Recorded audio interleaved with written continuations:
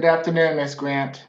I'm Judge Eric Morrow. This is the State Court Expedited Accusation calendar that we are conducting by video to help prevent the spread of the virus. Do you agree to have your case heard by video? Yes, sir. Thank you. Ms. Grant, you've been charged in case 22 CR 001605D with simple assault, family violence, and battery family violence. Good afternoon, Ms. Jackson. Is there a history?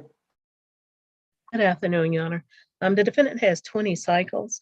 The defendant's last arrest was July the 4th, 2021 for a DUI and driving without a valid license, and that was in Gainesville, Georgia. There was no disposition for that arrest. The defendant does have felony convictions, one in 2006.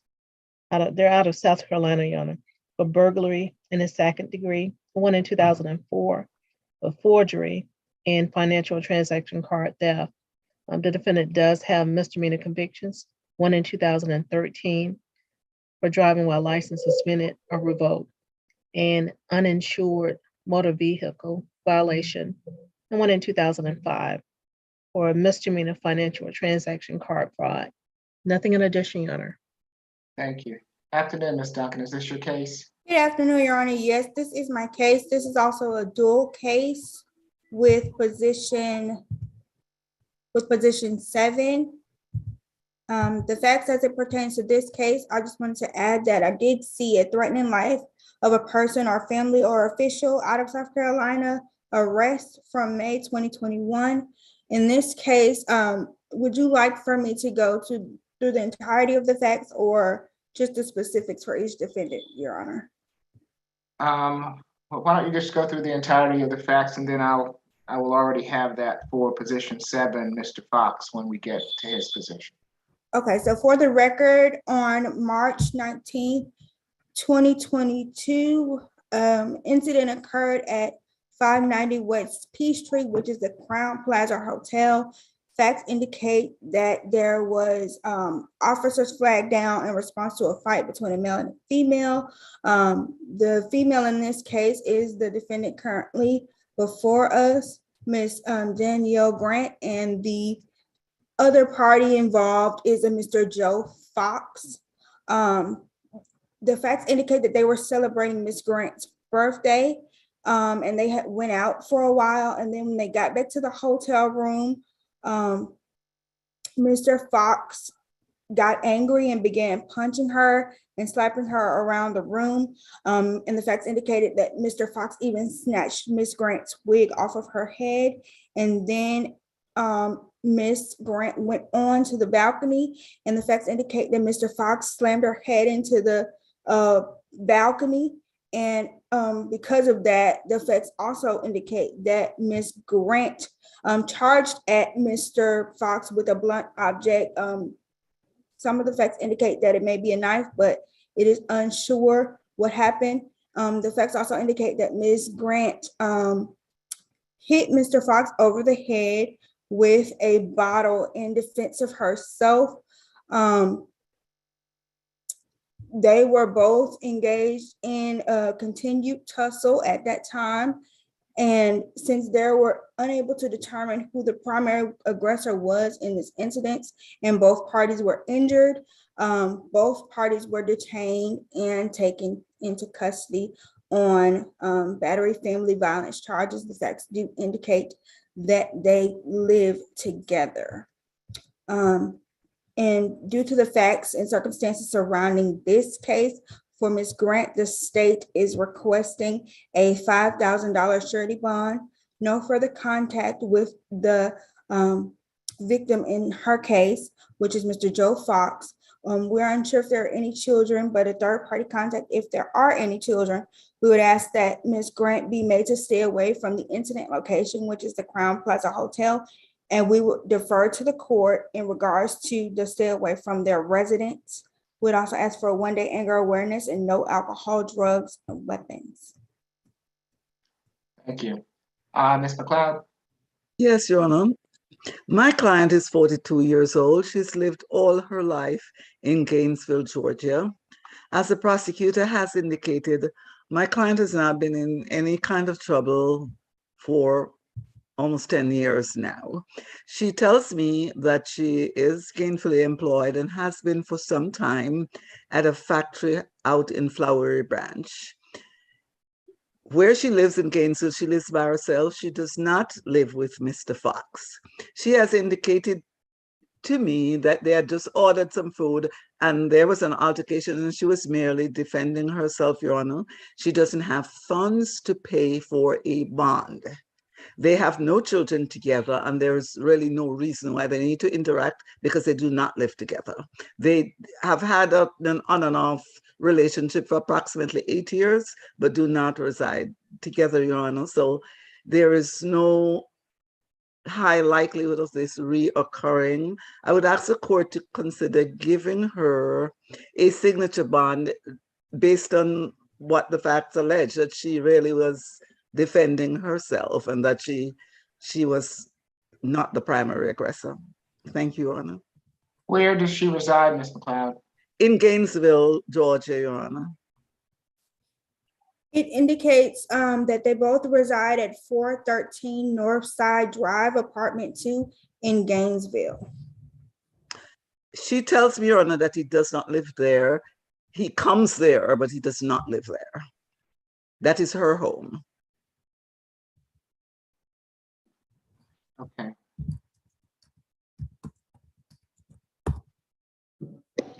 So it's going to be a $5,000 signature bond through the jail. No further contact with Joe Fox. Stay away from the Crown Plaza Hotel located at 590 West Peachtree Street. No drugs, alcohol, or weapons while out on bond.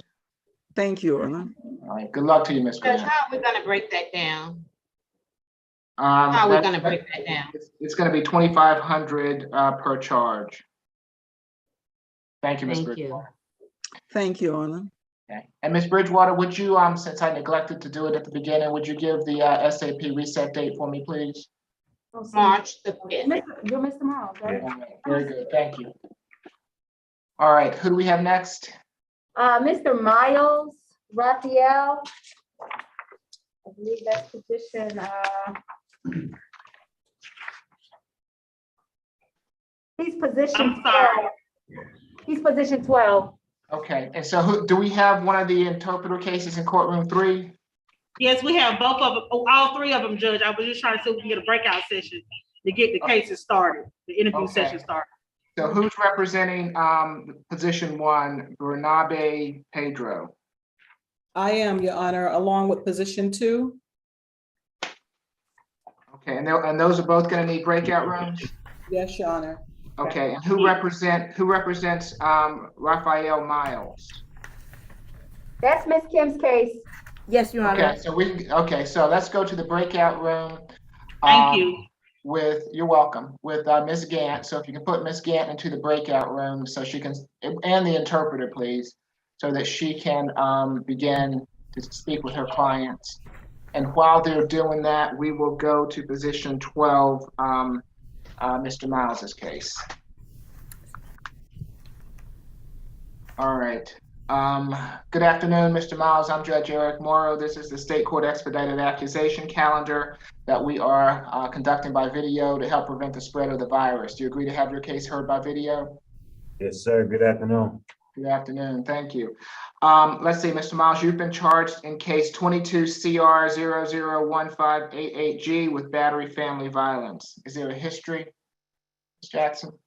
The defendant has 2 cycles. The defendant's last arrest was April the 11th, 2016, for driving without a valid license, and that was in Clayton County, Georgia. The defendant does appear to be on first offender probation in Fulton County for aggravated assault. That case number is 13 SC 121943. That disposition date was January the 29th, 2016, and the term is for 12 years. Your Honor, nothing in addition. Okay, thank you. Good afternoon, Ms. Webb. Is this your case? Yes, Your Honor, it is. Good afternoon. You can proceed. Yes, Your Honor. Atlanta Police Department responded to a dispute call on February the 14th at 400 Fairburn Road, apartment 1P141, and where they were met with the caller, Miss Laminy, that's Laminy, who is the victim, Miss Aisha Laylock, that's Aisha, ASHA Laylock, ALAYLOCK, mother. The respondent officer met with the mother, Ms. Laylock, who informed the officers that the mother actually called after her daughter came to her house, showing that she was attacked by the defendant, who was her boyfriend.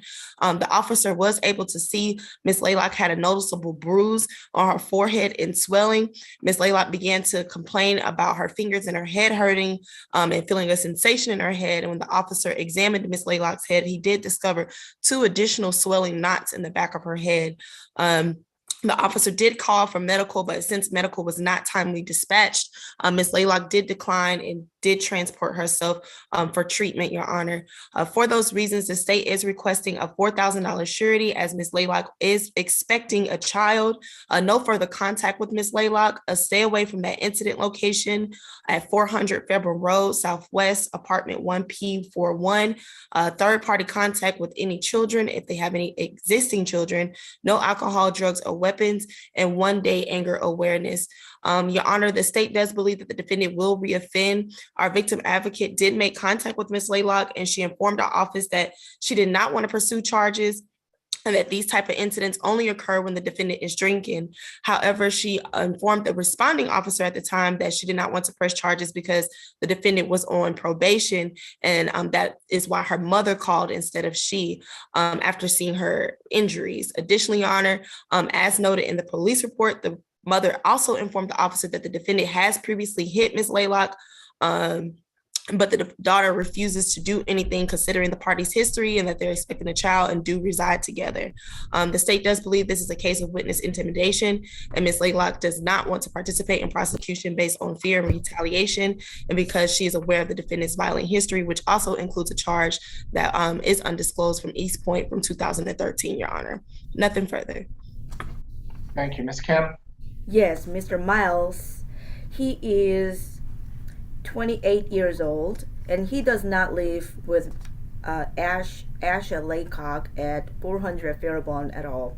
That he has a different house, different place, 2659 Charlestown Drive. So stay away from 400 Fairborn. We are not objecting that stay away, and we are also not objecting. But we would like to request for no further violent contact, considering the fact that they have a child together soon. At this point, there is no other child. There's only one child that is on the way. He has been here in Georgia for all his life. He has his parents, siblings, everybody around here, and he has been a taxi driver for the last 2 years. He did not graduate from high school. He has a 10th grade education, and we would like to request for a signature bond because 2016 it was drivers without licensing, which was different from violence, and we would like to request for a signature bond. Thank you, Your Honor. Ms. Webb, have you spoken with Ms. Laylock, or was that? Yes, we did speak with Ms. Laylock, Your Honor, and as she stated to our victim advocate, she didn't want to pursue the charges because these incidents only occur when he's drinking. Again, still conflicting testimony, as she told the officer she didn't want to pursue charges because the defendant was on probation. But our office did make contact with Ms. Laylock. All right. Your Honor, this happened on February 14, 2022, almost a month ago, and it has been cooled down. There has been no other incident, so I believe that signature bond is appropriate. Thank you. And Your Honor, just to reiterate, the state would be wholly opposed to a signature bond in this case, as Ms. Laylock is expecting a child. She did have those visible injuries, and considering the defendant's history for violence and propensity for violence, which also includes, again, that conviction that's undisclosed for the record. Nothing further. Let's see, Mr. Miles, I see your hand up there. You have a right to remain silent. Anything you say can be used against you. Ms. Kim, do you want to speak with him? Yes, I'll be happy to call the jail to speak with him unless it is directly related to the bond issue. I strongly recommend you not to talk about the case at all? No, I just want to clarify some things. So I'm not a taxi driver. I'm a driver at Pepsi Cola. Oh, okay. I was trying to, Oh, Pepsi, sorry. and I am no longer on probation. That case is sealed and, like she said, it's closed. So that legally has nothing to do with this case right here. Like Thank I said, you. it's closed, but that's all I have to say. All right. Okay, thank you. Let's see, it's gonna be a $5,000 signature bond through the jail. No further violent contact with Miss Laylock. No drugs, alcohol, or weapons while out on bond. Mr. Miles, I'm giving you that opportunity because I know you have a child on the way and I would hate to see you not present at that child's birth. But if you violate these conditions, then the special condition of there being no alcohol, if you do come back before this court, you won't get the same leniency. Do you understand? Yes, sir. All right. Good luck to you, Mr. Miles. Thank you, sir. Good afternoon, Your Honor. Can we do position number 10 at the South Annex, sir? Okay, good afternoon. Let's see, that's Ms. Hendricks. Who's representing Ms. Hendricks? I am, Your Honor. Okay. Good afternoon, Ms. Hendricks. I'm Judge Eric Morrow. This is the state court expedited accusation calendar that we are conducting by video to help prevent the spread of the virus. Do you agree to have your case heard by video? Yes, sir. Thank you. Ms. Hendricks, you've been charged in case 22 CR 001607J with battery family violence. Is there a history, Ms. Jackson? Defendant has 19 cycles. The defendant's last arrest was November the 4th, 2019 for contempt of court. That underlying charge was obstruction of an officer and a failure to appear. The underlying charges were not listed in a traffic offense. That was in Alabama, Your Honor. There was no disposition for that arrest, and there are no convictions listed in the GCIC. The defendant does appear to have a history of failure to appear. There were 2 in 2019. Nothing in addition, Your Honor. Thank you. Ms. Duncan? Yes, Your Honor, this is also a dual case. My apologies. Computer issue. This is also a dual case with position 9. In this incident, there are facts that indicate the two live at 408 Fieldview Way. And a verbal altercation ensued, and eventually both parties broke away and attempted to run up the stairs at the same time. It is unclear exactly what happened, but we do know that both parties were injured and that Miss Hendricks, the defendant, did in fact push the victim, Mr. Harbin, and cause visible injury to him when he tried to attempt keep her from coming up the stairs. Due to her history and the FTAs, we would request a $3,500 surety bond, no further contact with the victim in this case. And if there are children, third-party contact. And we would also, since this is a dual case, defer to the court for the stay away provisions and a one-day anger awareness, no alcohol, drugs, or weapons. Thank you. Ms. McLeod? Yes, Your Honor. Your Honor, there clearly seems to be a case of mistaken identity for pretrial. My client has never been arrested in her life. She's a college professor. She has a PhD. She teaches classes to graduate level students. This is absolutely her first arrest. She is in a relationship with the co-defendant, but they had a misunderstanding and he asked her to move. She was packing her things. Her phone was upstairs and she was going upstairs to get her phone. She tripped over the cord. And that was how they became entangled. She has told me that they weren't fighting at all. She just wanted to get her phone and she was running up the stairs to get her phone. She had most of her things already packed at the door. She was the one who called the police officer just to help her be able to leave without anything happening.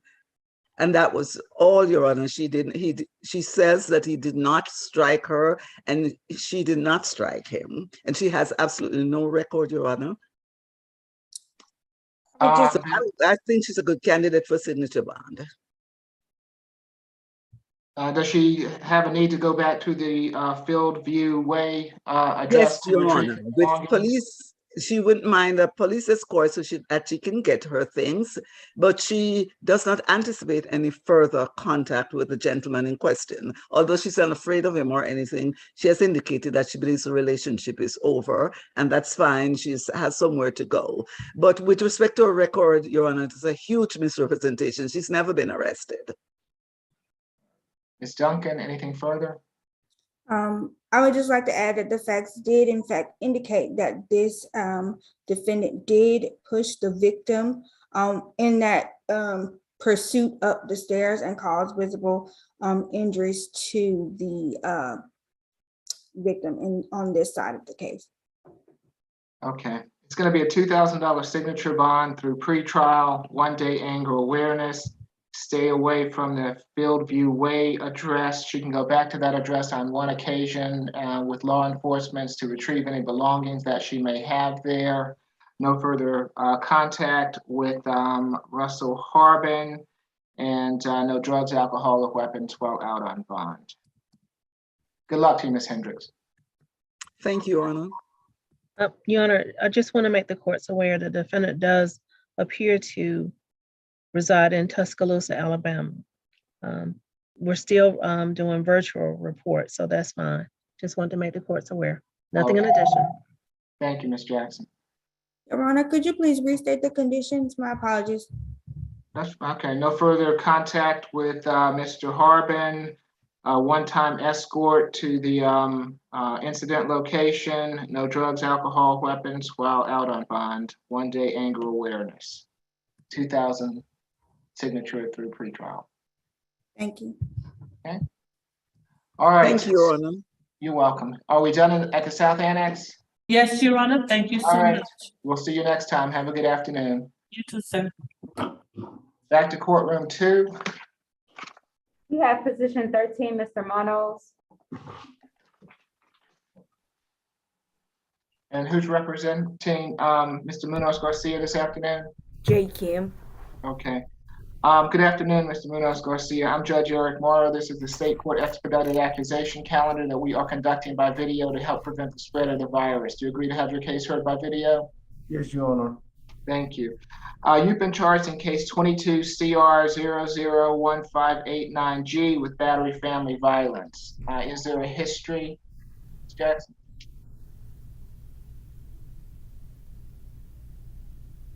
Defendant has 6 cycles. The defendant's last arrest was July 6, 2020 for an alien present without admission or parole, and that was in Fulton County. The defendant does not have any convictions listed. The defendant was arrested July 1st, 2020 for battery family violence. There was no disposition for that arrest, Your Honor. Nothing in addition. All right, I've been informed that we're going to need a breakout room for this case. As I've said at the beginning, if you all will inform me of the cases that we need a breakout room for, that would be helpful for the court, as we know that before they are sitting before me. Yes, besides position 13, are we going to need a breakout room for any other cases today? Your Honor, actually it is 13, we don't need a breakout room. The breakout room we need is for 16, 17, 18 for Cerrato Paz Jose. Ms. Kim, I think I was being informed that we need a breakout room, not for an interpreter, but we need a breakout room for some other reason. Is that correct, Ms. Webb? Yes, Your Honor. That's based on information that our office received as of today, actually. Oh, okay. I didn't know about that. All right, so I apologize, courtroom 2. If I'd known that, I would have put Mr. Munoz Garcia near the end of the calendar because I see that we have a lot of people sitting there. But let me go, and since this is the only one that we'll need today, let me go and handle this, and I will be right back with you. Okay, so Thank you. Thanks, no problem, Judge. Okay. Let's see, Ms. Webb, Ms. Kim, Mr. Hopkins.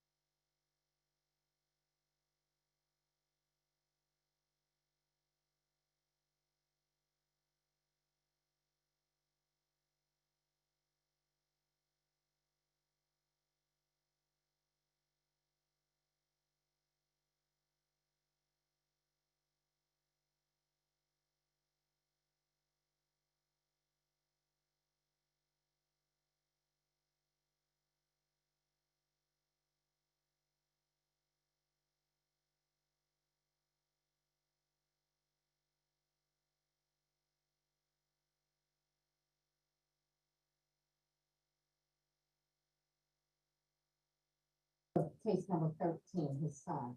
I heard some Spanish speaking people on that earlier. Not.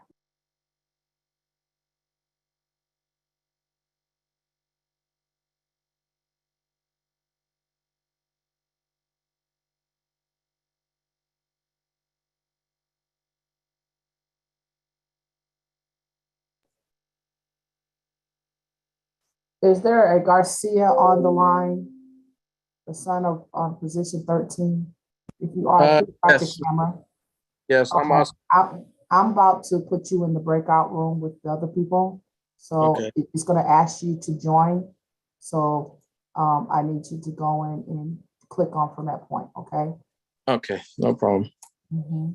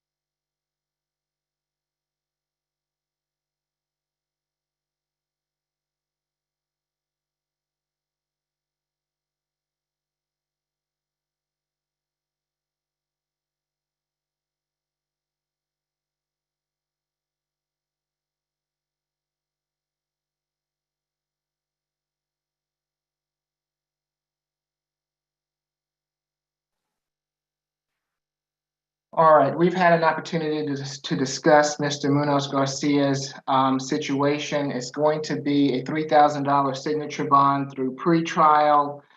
He's going to have a social worker visit to make sure that he is getting the treatment that he needs. He is to stay on any medication that is prescribed by his doctors. He is to continue to have counseling at the Institute of Atlanta. There's to be no further violent contact with anyone in his household, and no drugs or alcohol except for prescribed medication that he's taken, and no weapons while out on bond. All right, Mr. Munoz Garcia, you have a very good support system with your son and your daughter, who I heard from, and good luck to you, sir. Thank you.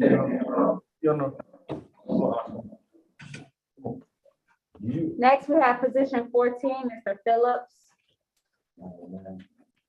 Put your pants up, put your pants up.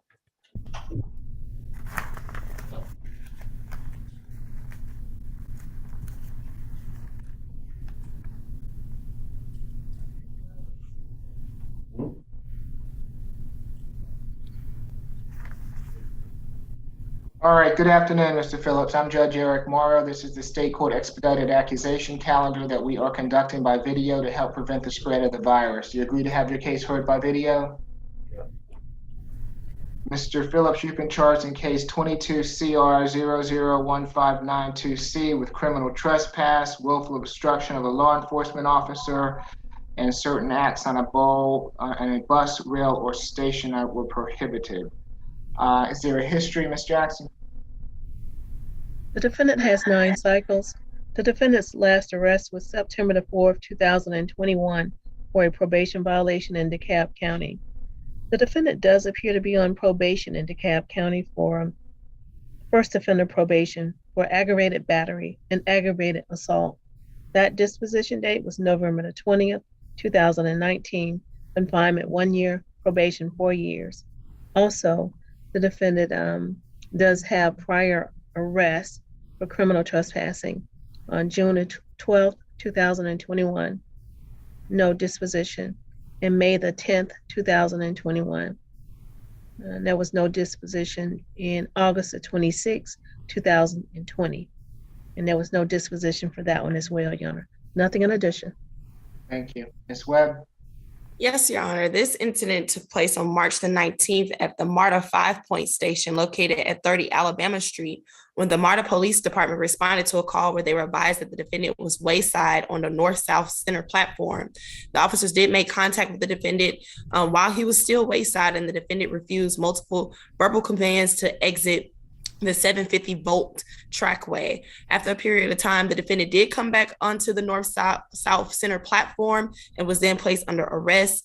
And the defendant's actions actually delayed that transit services by 9 minutes out of the 5-Point Station, Your Honor. For those reasons, the state is recommending a $500 surety bond for obstruction, $500 surety bond for trespass, and $1,000 surety for acts prohibited, totaling $2,000 surety. Stay away from the MARTA, Your Honor, stay away from MARTA at 5-Point Station located at 30 Alabama Street, and no alcohol, drugs, or weapons. This is based upon, as you've heard from pretrial, that the defendant does have those 3 open criminal trespass cases out of DeKalb, all occurring in 2021. In addition to, Your Honor, the defendant also FTA'd on his DeKalb charges in 2019. He FTA'd 3 times, actually, Your Honor. So for those reasons, the state does believe that he is a flight risk. Nothing further. Ms. Webb, I'm sorry, I don't understand what being wayside means. Can you explain that to me, please? So when I looked it up, because I didn't understand it either. So wayside, I believe, is like that little portion of platform that's between where the voltage doors are. So it's like a little concrete piece. It's not on the tracks, but if you ever seen the tracks and there's like this little step up way that has like a little walkway where they can go and do like electrical work and mechanical work, that's considered a wayside, of the wayside area of the train. Okay, thank you. Ms. Kim? Yes, Your Honor. Mr. Phillips is actually 25 years old. He does not have a phone, and he has been homeless for the last 3 years. So I would like to strongly recommend in your social worker services, and he wants to get help. He is currently residing under the bridge, and he is willing to participate in housing program. He needs help to get his ID. His father is safekeeping his ID, and he has not been able to contact his father to retrieve his IDs. He has not had any job for the last 2 years because of incarceration and also being homeless without ID. And he understands the circumstances of like previous histories. So we ask for a signature bond, and yet if your honor does not believe that is something that he can deserve, we would like to request for maximum $500 surety bond, because he has no funds at this point and he does not have anybody, no emergency contact to help him out to be bailed out. So Okay, I do think that he needs some social worker help, Ms. Kim. It's Yes. gonna be a $100 good bond on each charge, making for a total of a $300 good bond. He's to have a social worker visit. If he's not out by the time of my SAP calendar on the date, please have someone flag this and let me know that a social worker has visited him. So I'll take that into consideration at the SAP calendar if he's there. Yes, If there's a stay away from MARTA that's in place, he's to abide by the stay away, and no drugs, alcohol, or weapons while out on bond. Judge, I'm sorry, the total bond was 300, good bond? Yes, Okay, thank you. 100 for each charge. I'm sorry? 100 for each charge. Okay, thank The you. three, okay. Well, I'll explain it to you. All right, good luck to you, sir. Next, we have position 19, Mr. Service.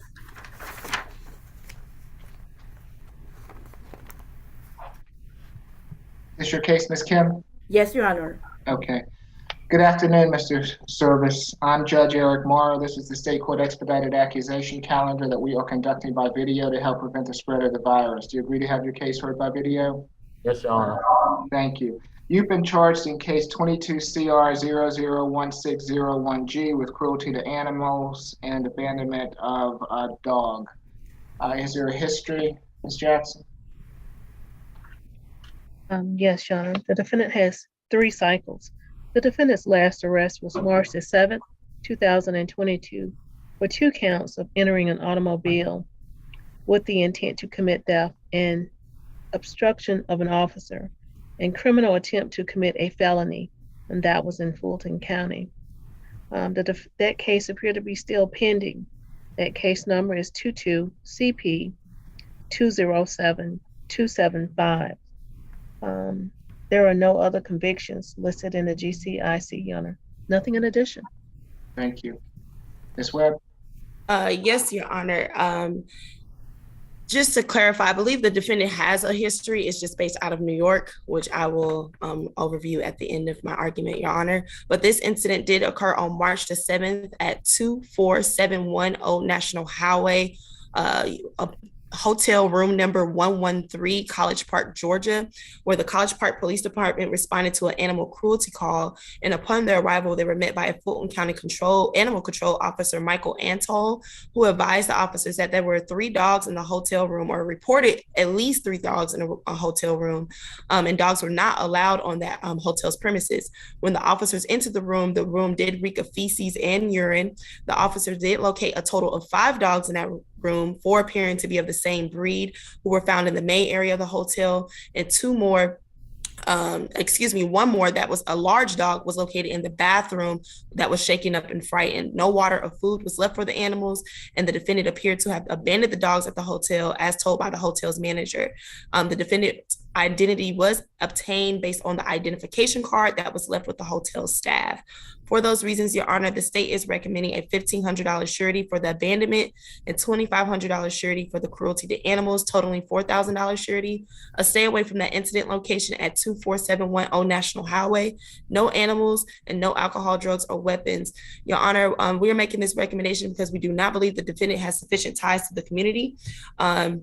He does not have his, like, as I stated earlier, the defendant's history is largely out of New York and goes back to 2010, including a burglary conviction from New York in 2010, as well as a conviction for gang assault, third-degree assault, and menacing in 2021 out of New York. These charges, as we heard from the 3 cycles that we heard from pretrial, actually all occurred within 2 weeks of each other.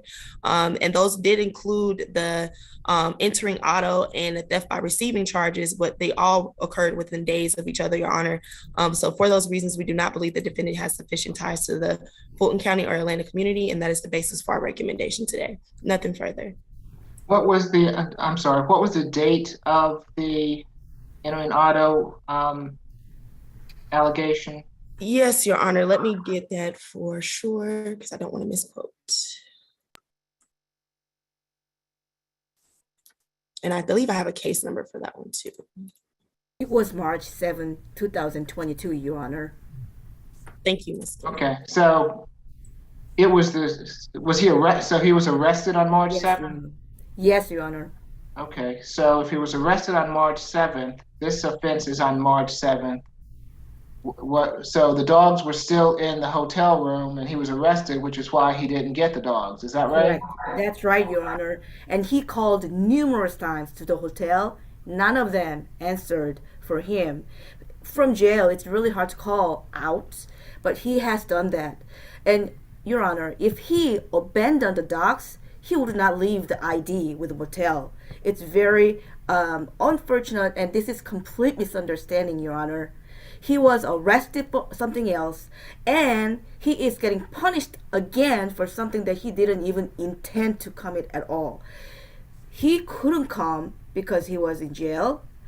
He was released on March 11, 2022.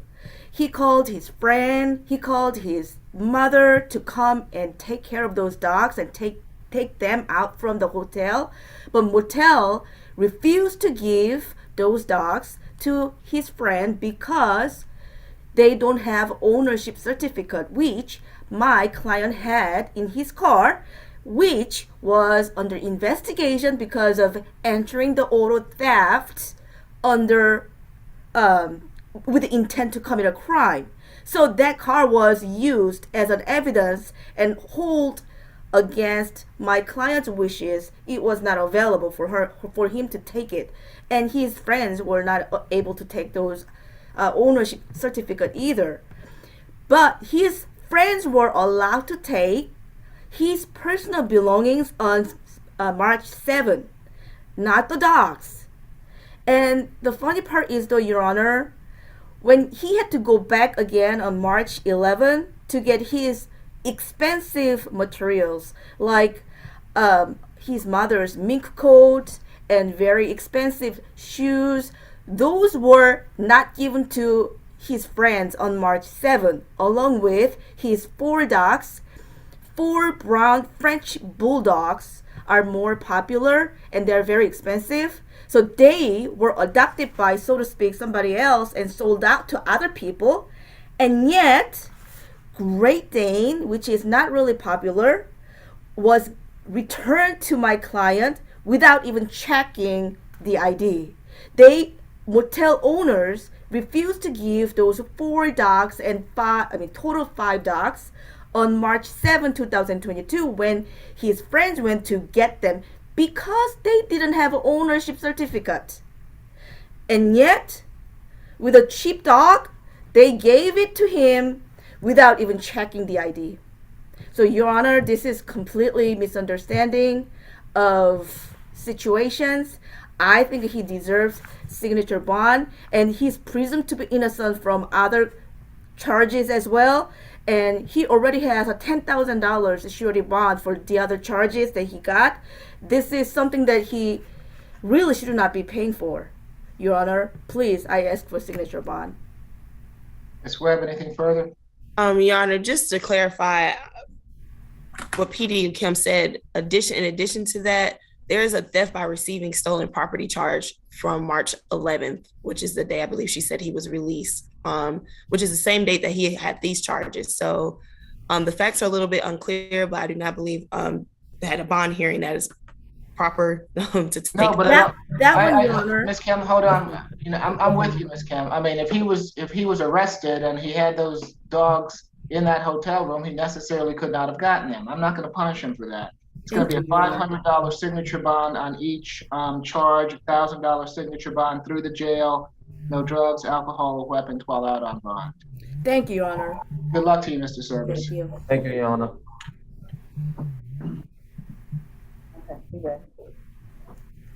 Next, we have position 20, Mr. Sessom.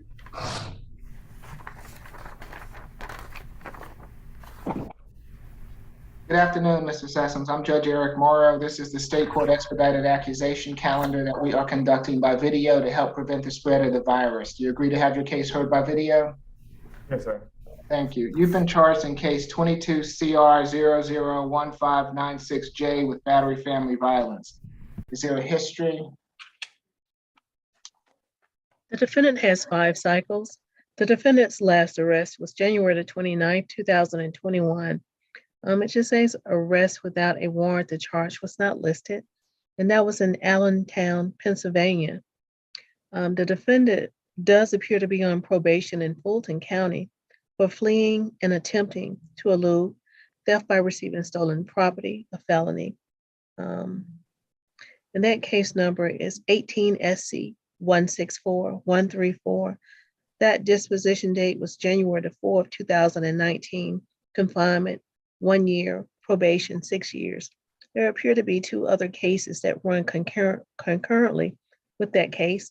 The next case is for entering an automobile with the intent to commit theft. That case number is 17 SC 156129. The same disposition date, January the 4th, 2019. Confinement, 1 year, probation, 6 years. And there's another case for theft by receiving stolen property.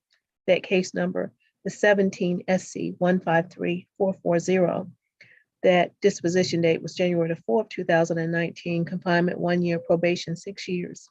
The defendant does have misdemeanor convictions. One in 2019 for misdemeanor theft by receiving stolen property and obstruction of an officer. And there was one in 2016 out of Muskogee County for simple battery. Nothing in addition, Your Honor. Thank you. Ms. Webb? Yes, Your Honor. This incident occurred on March the 19th at 2280 Campbellton Road, Southwest, where Atlanta Police Department responded to a domestic dispute call, and they were met by the victim, Miss Bethany Duggar. That's Bethany, BETHANY Duggar, DUGGER. Ms. Duggar informed the officer that she and the defendant do share a child together, and they had an argument earlier in the evening. And during that argument, the defendant pushed her. The defendant, however, informed the officer that Ms. Duggar became upset with him after he declined to have sex with her, and she flipped the TV and damaged his PlayStation game system. And that is when he got up from the bed and pushed her into the closet door, and that he was defending himself because Ms. Duggar was coming at him with closed fists. Ms. Duggar told the officer that she had a C-section with her 6-month-old baby, and that push caused her C-section wound to reopen, causing a laceration on her abdomen.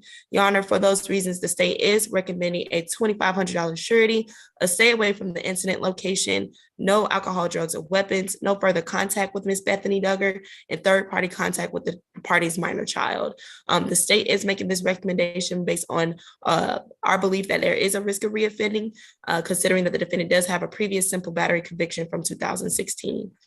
Nothing further, Your Honor. Has your office spoken with Ms. Duggar? Ms. Webb? We attempted to make contact, Your Honor, but we did not make contact with Ms. Duggar today. Okay. Ms. McLeod? Yes, Your Honor. My client is 23 years old. He is gainfully employed. He has been working, doing the same job for the past 3 years. He does not live with Ms. Duggar, but they do share a 6-month-old daughter. He tells me that the incident occurred when he was at Ms. Duggar's residence spending time with their child. They frequently do that. They spend time with the child. He was spending time with the child. Mr. Duggar got upset with him and she attacked him, and he was just defending himself. He tried to put her in the closet, he said. He was trying to just put her in the closet because she threw some stuff, damaged his PlayStation and other stuff. Your Honor, he doesn't really have a history, a violent history. There was a simple battery, but it was not a family violence related thing. This was when he was a teenager. He tells me that he lives with his mom, Your Honor. His mom is able to act as a go-between between the parties to take care of the child because his mom knows the child very well and has been involved with the child. He doesn't mind no violent contact between them, Your Honor, because he does want to be able to talk about rearing their child. He has indicated to me that he plans to get the child legitimated so that he can be totally involved with his child. I believe, based on the facts and the circumstances, Your Honor, that he was defending himself. He didn't mean to harm her, that the court would consider giving him a signature bond with conditions, no violent contact, and that they can exchange the child through mom. I think that would work. Have you spoken with Ms. Duggar, Ms. McLeod? I have not been able to speak with her, Your Honor. Okay. So given that no one has spoken to Ms. Duggar, it's going to be a $2,000 good bond. No further contact with Bethany Duggar. Stay away from the 2280 Campbellton Road address. Third-party contact with his child, and no drugs, alcohol, or weapons while out on bond. Once somebody does speak with Ms. Duggar, of course, I would consider a modification of this depending on what she wants. Thank you, Your Honor. I will try my best to get some contact with her. But I heard someone trying to speak.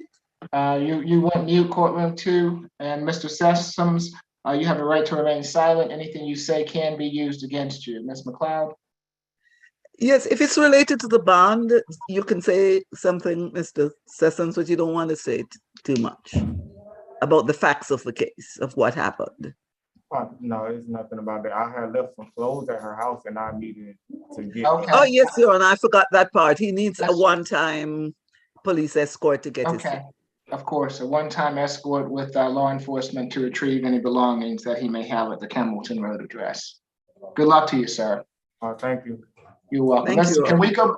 You're welcome. Can we go back to courtroom 3? Do we have position 16 through 18 ready for the breakout? Your Honor, I think we did the 2 inmates with the attorney Gant, but we haven't done, I think there's another one, Rafael Maya, and we haven't done those because we didn't know where to go. I don't know, it was kind of like. Okay, is that in courtroom 3? Do you have Mr. Serrano? Yes, okay, yes, so that's, yeah. okay, so that's where we can go. We can take it. Take the interpreter, Ms. Kim, in a breakout room with courtroom 3 so she can speak with her client. And we'll take Ms. Gant's cases while they're doing that. Thank you. All right, no, thank you. All right, who do we have in courtroom 2? This is position 20. No, I'm sorry. You're done. You're done. Oh, he was asking a question. No. Position 20, Mr. Sessoms? Yes. All right, next we have position 21, Mr. Spraggins. And who's representing Mr. Spraggins? Is this Ms. Kim's case? This is, yes, it should be Ms. Kim's case. Okay, she's gonna be in the breakout room. Can we get someone that has Ms. Gant or Ms. McLeod? Okay, position 3, Mr. Cooney.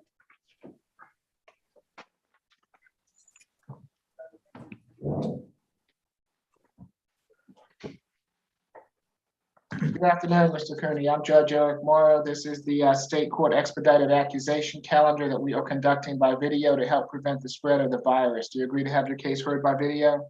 Yes, Your Honor. Thank you. Thank you. Mr. Cooney, you've been charged in case 22 CR 001599A with obstruction of a law enforcement officer, fleeing and attempting to elude, and illegal stop, stand, and parking where prohibited. Is there a history, Jackson? Defendant has 3 cycles. The defendant's last arrest was September 30th, 2018 for a DUI, and that was in Randolph County, Georgia. The defendant does not have any convictions listed in the GCIC, Your Honor. Nothing in addition. Okay, Ms. Duncan? Yes, Your Honor. In addition to what pretrial stated, I found that there is a DUI reckless driving charge with the date of 3/20/2022 out of Sandy Springs as well. There's no disposition because it happened the same day as this incident.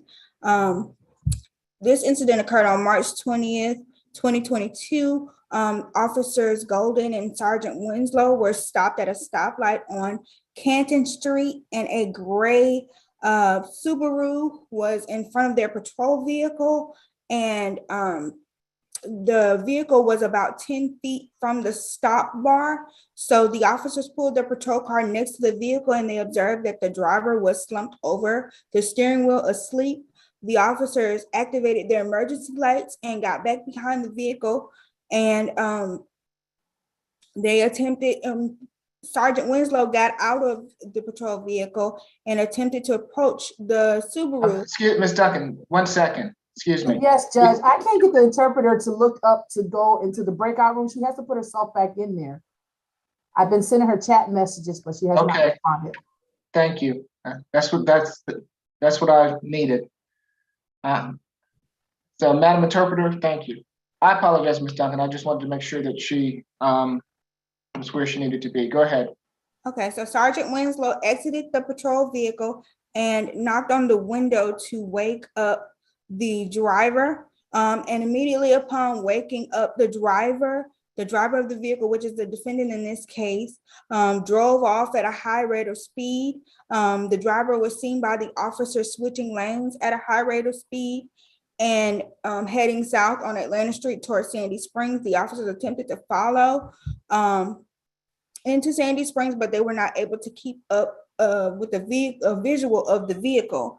They notified dispatch and Sandy Springs Police Department of the description of the vehicle, and Sandy Springs Police was able to stop the defendant, and the defendant was taken into custody.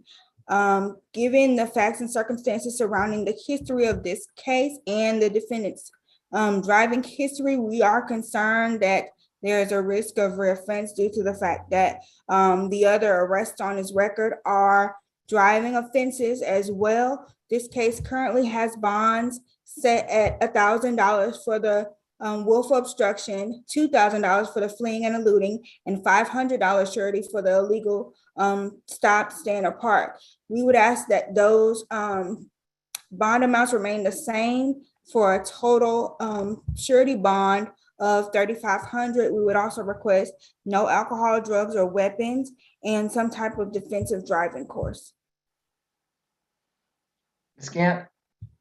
Thank you, Your Honor. Mr. Daniel Cooney is 23 years old. He has been in the Atlanta area for 2 months. He relocated to this area to work at the Crabapple Tavern. Your Honor, Mr. Cooney completed high school. He also has 3 years of college credits in the area of finance. He is set to begin a new job at IBM. He was actually due to begin work yesterday. He disputes the allegations. He states that he was actually attempting to move the car into a safe location. I acknowledge my client's history. However, in that open case, he is presumed innocent, Your Honor. He is recommended for a signature bond. Therefore, I am requesting a signature bond, Your Honor. And if Your Honor determines that he is ineligible, then a bond of no more than $1,500. That would be $500 for the obstruction of law enforcement charge, $500 for driving, fleeing, and attempting to elude, and finally $500 for the illegal stop, stand, park.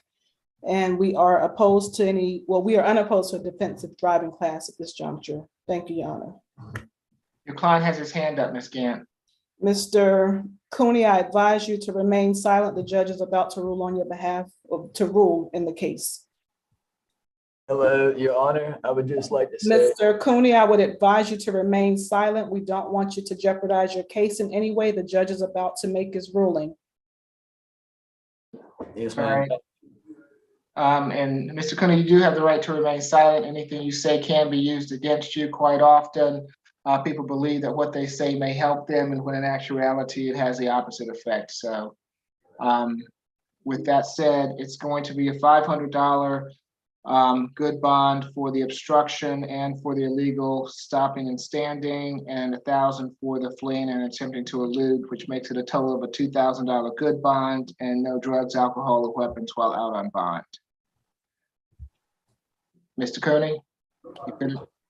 I advise you to remain silent, Mr. Cooney. The judge has ruled on your behalf. Yes, ma'am. Ms. Gann, if you will contact him after court to see what other additional questions he might have, it might be helpful. Absolutely, Your Honor. Thank you. Okay, who do we have next? Wow. Position 21, Mr. Spraggins.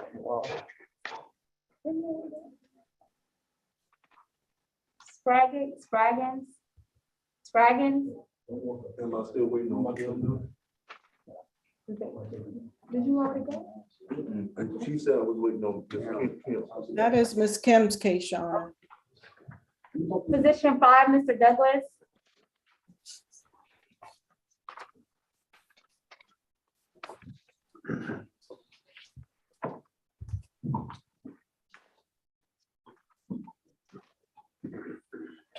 Good afternoon, Mr. Douglas. I'm Judge Eric Morrow. This is the state court expedited accusation calendar that we are conducting by video to help prevent the spread of the virus. Do you agree to have your case heard by video? Good evening, sir. Yes, sir. Thank you. You've been charged in case 22 CR 001602B with battery family violence. Is there a history, Ms. Jackson? The defendant has 12 cycles. The defendant's last arrest was November the 7th, 2021, for harassing phone calls and abandonment of a dependent child. And that was in Paulding County, Georgia. That case appeared to be still pending, Your Honor. The defendant does have misdemeanor convictions, one in 2018 for disorderly conduct, one in 2016 for battery, one in 2006 for assault. Nothing in addition, Your Honor.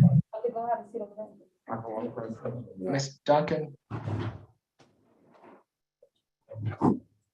Yes, Your Honor, this incident took place at 8,000 Bear Creek Trail in Fairburn. The victim in this case is Wendy Ibarra, that's Ibarra.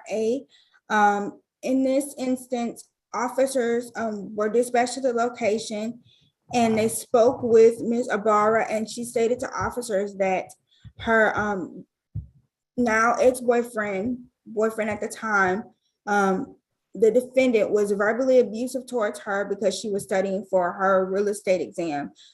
She said that he believed that her home duty should come before work, and the verbal altercation escalated, and the defendant began to throw miscellaneous items at her in a rage, and then eventually threw her to the ground while inside of the residence. In addition to throwing her to the ground in the residence, he did it once more by picking her up and throwing her to the ground again. She stated that he wanted her out of the house, so he physically pushed her and shoved her through the front entranceway of the home, and she landed on a concrete outside of the residence. At the time of the incident that occurred on dates between January 25th and January 31st, the defendant did state to officers that she was 2 months pregnant at the time, and because she was locked out of the residence, she did not meet officers at the incident location. Our victim advocate did speak with the victim in this case, Ms. Ibarra, and she did state that she does not live at the incident location with the defendant anymore, and they have no living children besides the one that she is still currently pregnant with. Due to the defendant's violent history, given that there is a battery conviction, as well as some disorderly conduct and possible harassing behavior, we are concerned for the safety of this victim, and we are requesting a surety bond in the amount of $3,500. No further contact with the victim in this case, 1 day anger awareness, and no alcohol, drugs, or weapons. What was Ms. Ibarra's desire in reference to contact, Ms. Duncan? Her desire was no violent contact, but our concern was the violent nature, and given the fact that she's also pregnant and he done these things while she was pregnant. Thank you. Ms. Gant? I would like to clarify the name of this defendant. Is it position Fox, Mr. Fox, Joe Fox? I believe this is position This 5, is- Mr. Stephen Douglas. Yes, Your I Honor, do and I apologize. represent him. Oh, I'm sorry, Ms. Gant. Ms. McLeod? Yes, Your Honor. My client has lived in the Atlanta metro area all his life. He is a plumber and has been occupied as a plumber for about 25 years. He owns his own business. Your Honor, he tells me that this was a misunderstanding that arose several months ago. This has not happened recently. He was actually at home with his family, including, I believe, Ms. Ibarra, when there was a call from neighbors about noise. They were having a party. And that was when the police who responded to this call about the noise informed him that he had a warrant and he was arrested. I was able to speak with Ms. Ibarra today, and she tells me that herself and Mr. Douglas, they are fine now. She does want no violent contact, but she does want contact with him because she has told me that she's expecting his child. I did ask her, was she afraid of him or fearful in any way, and she told me no, but she does want contact with him, no violent contact, Your Honor. Your Honor, I would just like to clarify for the record that the facts did indicate the defendant was aware of this warrant. He had initially spoke to officers and said that he would turn himself in at a later date, but then did not do so and cited that he was having transportation issues. All right, so it's going to be a $3,000 signature bond through the jail, no further violent contact with Ms. Ibarra, no drugs, alcohol, or weapons while out on bond. Good luck to you, sir. I'm sorry, Your Honor, I didn't catch what the bond was. $3,000 signature bond through the jail. Thank you, Your Honor. Thank you, Your Honor. Thank you, Ms. McLaurin. Position 4, Mr. Davis is next.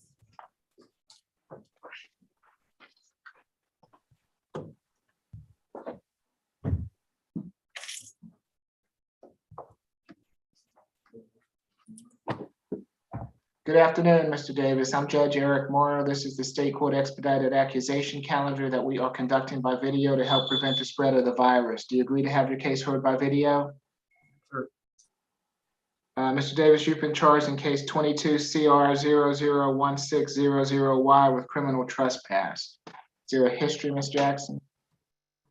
The defendant has 4 cycles. The defendant's last arrest was February the 23rd, 2022. For 2 counts of criminal trespassing, and that was in Hall County, Georgia. There was no disposition for that arrest. The defendant does have prior arrests for criminal trespassing. One on February the 17th, 2022, and one on February the 4th, 2022. Correction for his convictions. They're misdemeanors, Your Honor. There was one in 22 out of Hall County for criminal trespassing. And there was one in 2020 out of Hall County for theft by taking. Nothing in addition, Your Honor. Ms. Duncan? Yes, Your Honor, in addition to what preacher stated, I did see another criminal trespass arrest on February 17th, 2022 out of Hall County. This incident took place on March the 20th, 2022 at 740 Marietta Street, which is the Salvation Army Adult Rehabilitation Center. Officers were dispatched to this location on a demented person's call, and they were met with Mr. Dominic Lanier, who was an employee of the Salvation Army. That employee notified officers that the defendant was back at the location and trying to check into the location. The officers on scene stated in the reports that they had dealt with the defendant in this case on the previous day when he was kicked out of the program and transported to Grady for mental evaluations. The defendant got discharged and went back to the location and tried to re-enter the program when he was advised to leave and refused to do so. Because of this defendant's criminal history, we are requesting that the bond remained as set, which is set at 2,000 surety by a judge. And we request that there be a stay away from the incident location and an MHET. Yeah. Thank you, Your Honor. Mr. Philip Davis is 34 years old. He is from Georgia. He has been in the Atlanta area for about a week. However, he is a resident of Beaufort, Georgia, which is northeast Atlanta.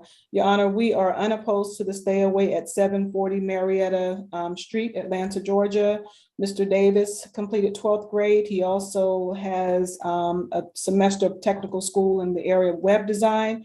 At this time, he is unemployed, and Your Honor, he disputes the allegations. He has informed me that he has some health issues. He is in fact seeking treatment, Your Honor, and we are connecting him with our social workers so that he can receive assistance for his treatment needs. He understands that he needs to stay away from 700 Marietta Street, as I have identified other options for him, Your Honor.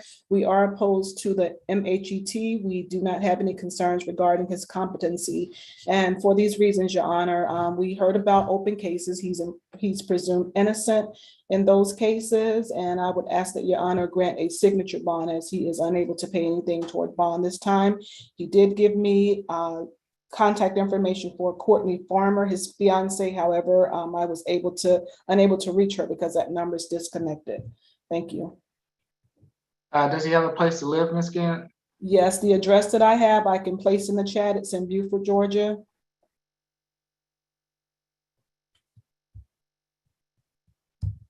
Okay.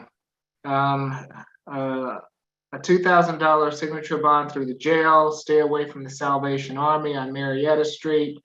No drugs, alcohol, or weapons while out on bond. I'm gonna let you out, Mr. Davis, but you're gonna have to make sure to return for your next court date. If you don't return, they're gonna put a bench warrant out for you, and you'll be right back where you are. You understand? You gotta speak up. All right, good luck to you, sir. Ms. Gant, you're also gonna have a social worker visit him, is that correct? Yes, Your Honor. All right, thank you. Thank you, Your Honor. Next, we have position 6, Mr. Ebron. Can you pronounce it? Ebron. Good afternoon, is it Ebron? Ebron. Good afternoon, sir. I'm Judge Eric Morrow. This is the state court expedited accusation calendar that we are conducting by video to help prevent the spread of the virus. You agree to have your case heard by video? Yes. Thank you. You've been charged in case 22 CR 001603J with battery family violence. Is there a history, Ms. Jackson? Defendant has 2 cycles. The defendant's last arrest was November the 29th, 2020. For possession of marijuana with the intent to distribute, and possession of a firearm or a knife during commission of a felony, and giving false information to an officer, and possession of controlled substance with the intent to distribute. And that was with the Clarkston Police Department. That case appeared to be still pending, Your Honor. There are no convictions listed in the GCIC. Ms. Duncan? Yes, Your Honor, this incident took place at or around 491 Oliver Street in Atlanta. The victim in this case is Jasmine Key. Both are common spelling. Officers were dispatched to the location and they encountered the victim in this case, and she stated that the defendant, who was her boyfriend of 3 years, had gotten into a physical altercation with her that caused lacerations on her chest area and a swollen left side of her eye and her forehead. Ms. Key stated that when she got off work, the defendant was agitated and upset about something that happened in the streets, and she was telling him to calm down.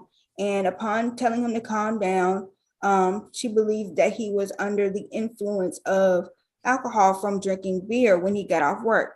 So he became very aggressive with her, and he hit her with a carton of Minute Maid juice and began swinging on her, which caused her to fall down. When she fell down, he kicked her while she was down on the ground. Officers asked her, does this happen often? And she stated it only happens from time to time when he drinks.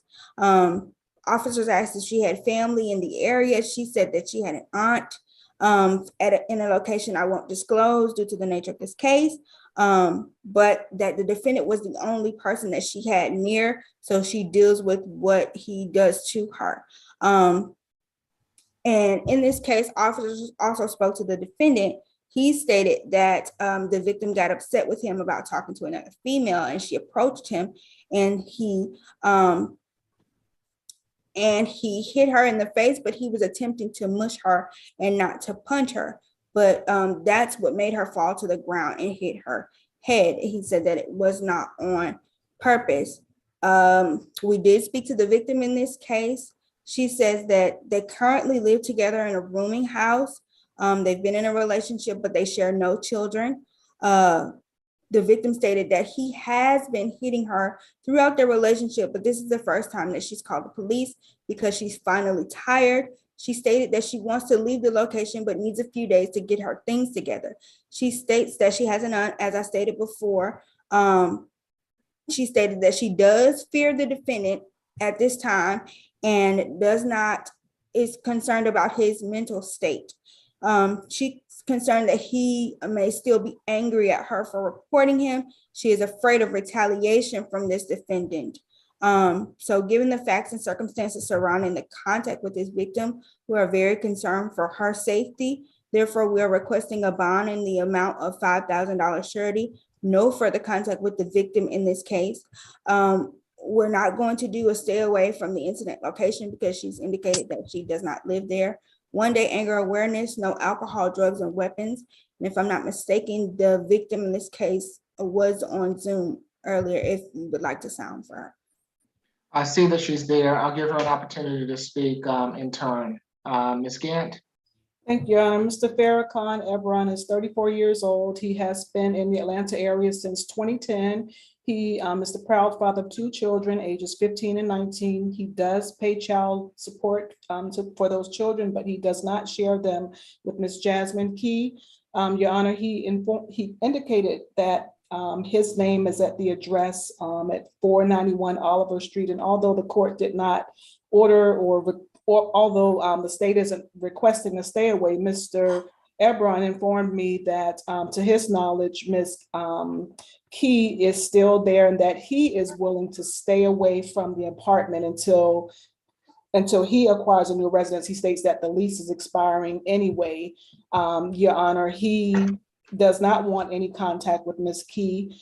He completed high school. He also is employed at Georgia Tech as a utility worker. He has been in that position for 6 months. In fact, he is due at work today. He denies the allegations, Your Honor. He states that basically he was trying to leave the house and Ms. Keys became upset with him. And he said that he more so just pushed her away. He denies striking her in any harmful manner whatsoever. We did not hear about any of violence in my client's history, and he is recommended for a signature bond. Therefore, Your Honor, I am requesting a signature bond on Mr. Ebron's behalf. And again, we are unopposed to the no contact order. And if Ms. Key needs a one-time law enforcement, we would request that Your Honor order that. Thank you, Ms. Gant. Ms. Keys, if you would like to address the court, I'll need for you to raise your right hand for me. Do you swear affirm the testimony you're about to give before this court be the truth, the whole truth, and nothing but the truth? I do. Okay, you can put your hand down. Thank you, ma'am. What would you like to tell the court? Thank you. Excuse me, because my anxiety's kicking in a little bit. Of course, the story is summed up, for time purposes, but before he even hit me with the Minute Maid bottle, before I even came following behind him, I still was like 15 feet away or so. I never put my hands on him. I have audio messages of him still like provoking me. Even the officers heard it. It's so much that happened. We actually Your fought Honor, the I night would object and would ask that the complaining witness limit her testimony to the whether or not she wants to have contact and what's before this court today. Your Honor, we would object to that, Okay. seeing as her testimony is relevant to any of the IALA factors. All right. Yes. Go ahead, Ms. Keys. I will keep Objections it are noted. that he didn't have any intention to hit me. Of course, no one in the house would speak. I chose to call 911 because the punching has gotten out of hand. And he did mean to. He said he meant to. He said he was going to beat me. He said, so with him saying that he didn't mean to, he was just trying to push me out of the way. I was like 10, 15 feet away from that man, and he walked towards me and smacked my face with the carton and then started punching me. And it later happened in the house. He threw my stuff out of the window. He locked me out. We still fought in the house. At the end of the day, this is my first time, technically second time, but this is my first time really saying where people and police or whoever have actually seen. But I'm just tired of getting punched. I'm tired of him trying to cover up that he didn't mean to do it. When you say you mean to do it and you apologize, but this is a repeat offense. I have pictures in my phone from not only that occurrence, but any occurrences we've had before. Something happened the night before, and I'm just tired of him denying it because I didn't make it up. He was agitated before I even got home from work. And I was actually anxious to even come home, but I was hungry. I just want to mind my business. Even when I'm sitting in the kitchen, he's still coming and provoking me, talking about the dogs. At the end of the day, I've taken his stuff out of the Jeep and put it in the room. I plan to leave. So even though the lease is up, he is welcome to come home. There's no bad blood with him. There's somebody I love. I have the stuff in order. I just need like an extra night because my body is still sore. I have bruises, but I'll have a place to go. So he is welcome to come here. All his stuff will be there. I did not put your stuff out like you did mine. I did not throw anything out. And I'm just really frustrated because it's just like he's denying that he did mean to do it. There was no reason for him to hit my face. There was no reason for him to push me because I was not in his vicinity. I gave him feet away, and it was not due to a female. Okay. It was because he was agitated with me. Thank you, Ms. Keys. I think I understand. Anything further from counsel? Nothing further from the defense. Nothing further from the state, Your Honor. All right, $5,000 SOB through pretrial, 1-day anger awareness, no further contact with Jasmine Keys. He can go back to that location, the incident location, but only if Ms. Keys is not there, as he's to have no contact with her at this time. No drugs, alcohol, or weapons while out on bond. All right, good luck to you, Ms. Keys. Mr. Ebron also. Thank you, Your Honor. Thank you, Your Honor.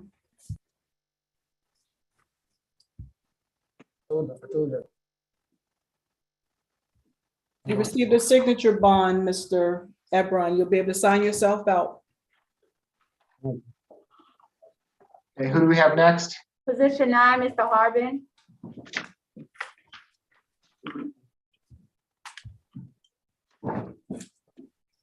Good afternoon, Mr. Harbin. I'm Judge Eric Morrow. This is the state court expedited accusation calendar that we are conducting by video to help prevent the spread of the virus. Do you agree to have your case heard by video?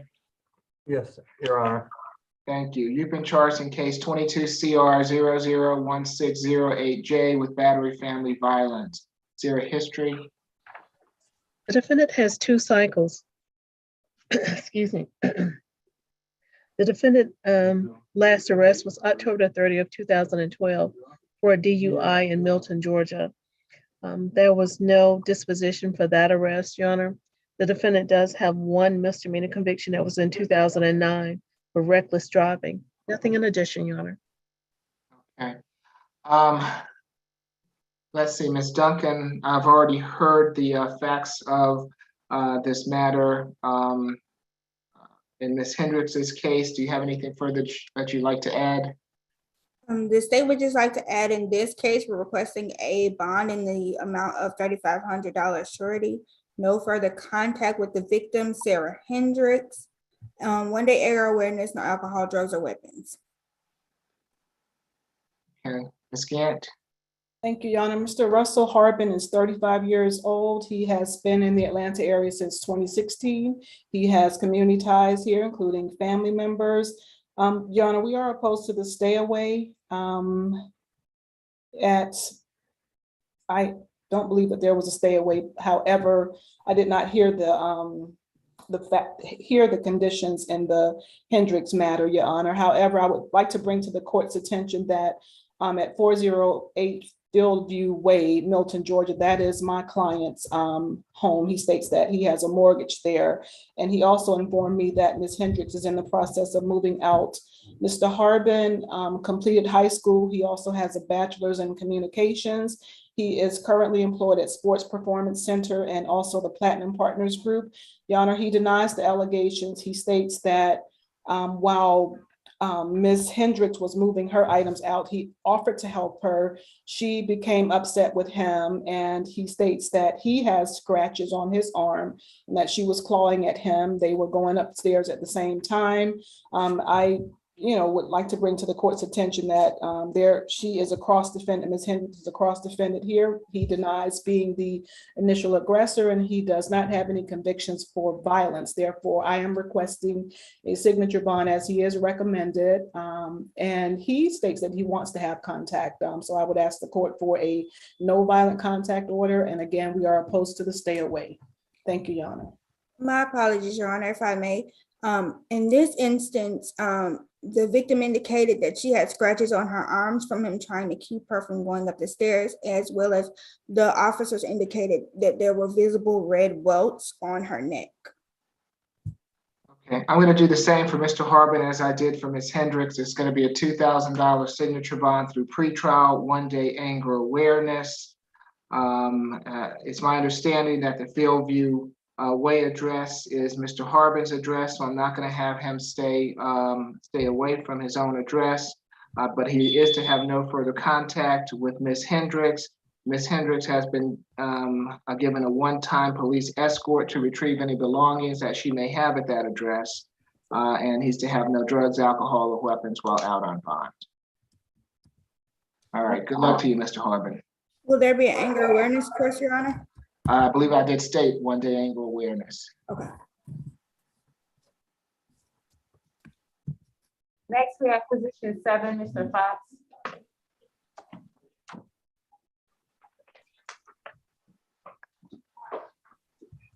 Good afternoon, Mr. Fox. I'm Judge Eric Morrow. This is the State Court Expedited Accusation calendar that we are conducting by video to help prevent the spread of the virus. Do you agree to have your case heard by video? Yes, sir.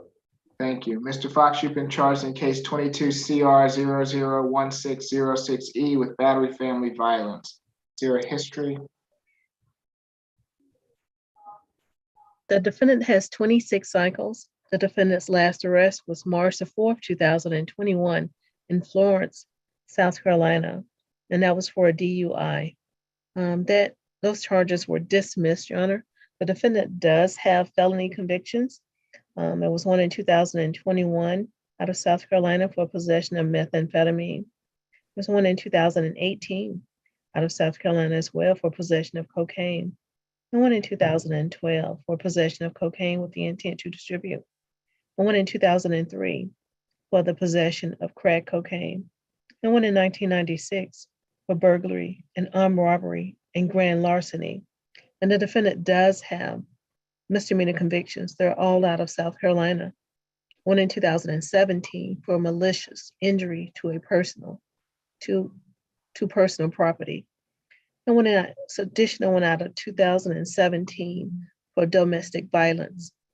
And one in 2016 for disorderly conduct.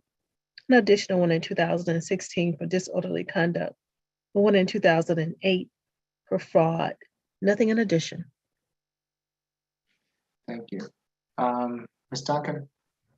Yes, Your Honor. This is a dual case with position 8. I just wanted to reiterate, in this case, the victim is Danielle Grant, and the defendant in this case, during a physical altercation, punched and slapped Miss Grant and pulled her wig off her head. When she went to the balcony for a smoke, he followed her and slammed her head into the railing on the balcony, and a physical altercation ensued when they were both arrested. Ms. Grant did state that she had previously had a restraining order against the defendant, but it had expired and they were celebrating her birthday.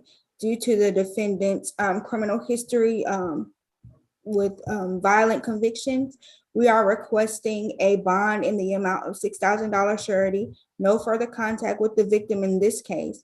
We would defer to the judge as far as the stay away, because it was indicated that they both, the incident took place, well, my apologies.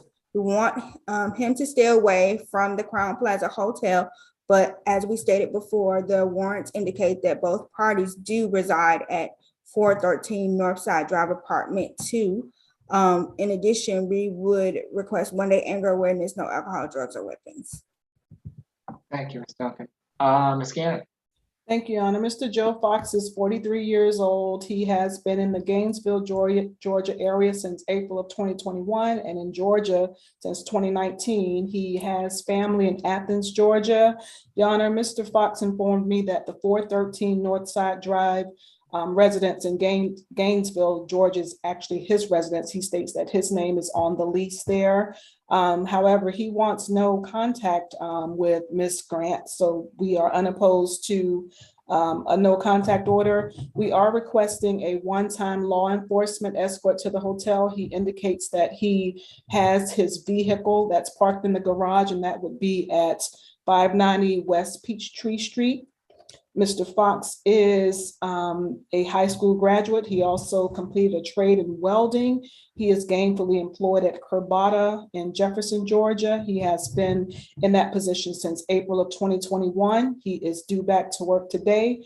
Mr. Fox denies the allegations, and I would bring to the court's attention that he was hit in the head with a liquor bottle. He states that she, meaning Ms. Danielle Grant, initially punched and slapped him. He states that he did not cause any injuries to her. He states that she slipped on water that was on the balcony. That is how she sustained the injuries to her head. Again, Your Honor, he has visible injuries and was taken to the hospital. I acknowledge my client's history, Your Honor. However, it appears that he was not the primary aggressor here. And again, I would bring to the court's attention that Ms. Grant was also arrested as well. And Your Honor, for these reasons, I am requesting a signature bond on Mr. Fox's behalf. We are unopposed to the no contact orders and would ask that you not issue a stay away at 413 Northside Drive and grant Mr. Fox a one-time law enforcement escort at the 590 West Peachtree Street location to retrieve his belongings. Thank you, Your Honor.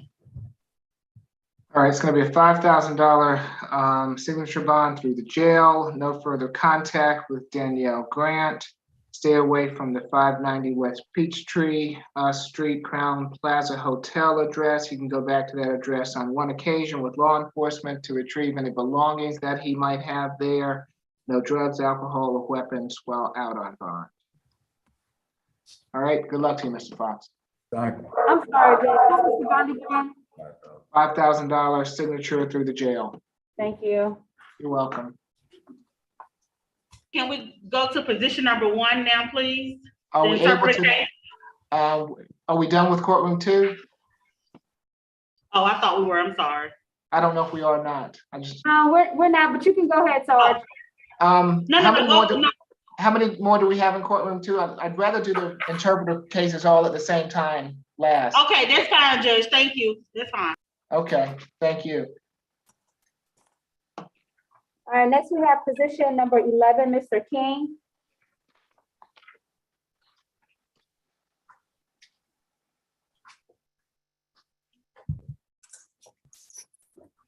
Good afternoon, Mr. King. I'm Judge Eric Morrow. This is the state court expedited accusation calendar that we are conducting by video to help prevent the spread of the virus. Do you agree to have your case heard by video?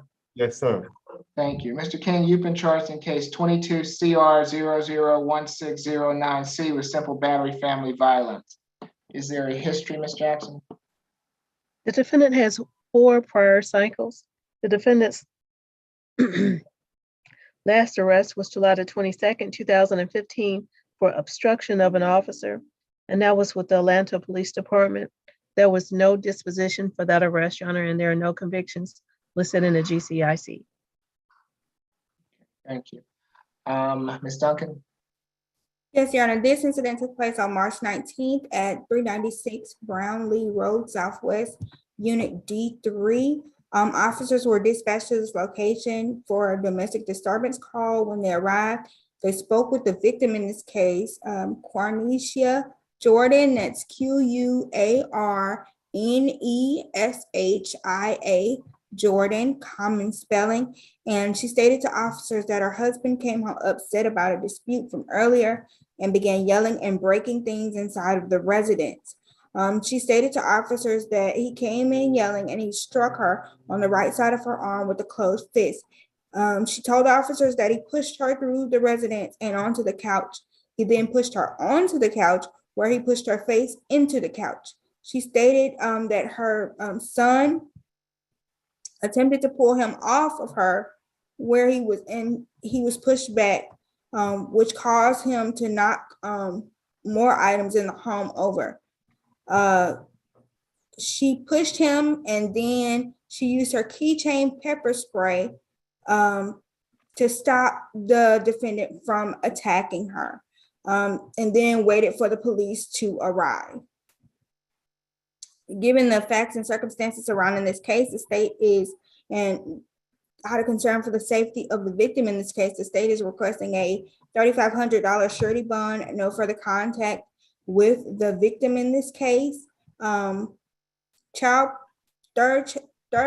child contact, if there are any biological children between the parties, we are unsure. We're asking for a stay away from the incident location, 1-day anger awareness, no alcohol, drugs, and weapons.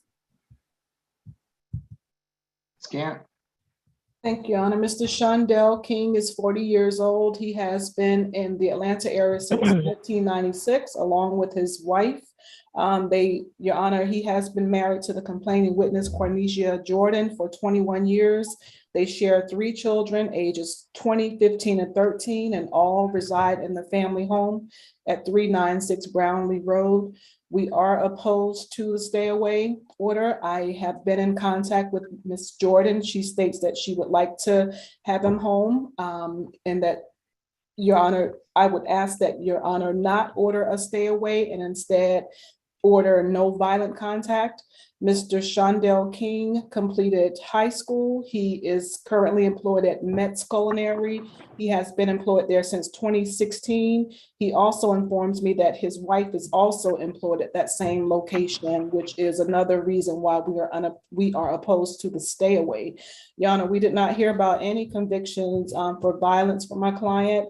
He is recommended for a signature bond. Therefore, I am requesting a signature bond on his behalf. We are opposed to any orders for a third-party transfer, along with any no contact and stay away orders. Thank you. All right, it's going to be a $3,000 signature bond through pretrial, 1-day anger awareness class, no further violent contact with Ms. Jordan, and no drugs, alcohol, or weapons while out on bond. Good luck to you, Mr. King. Thank you so much. Next, we have position 21, Mr. Spraggins.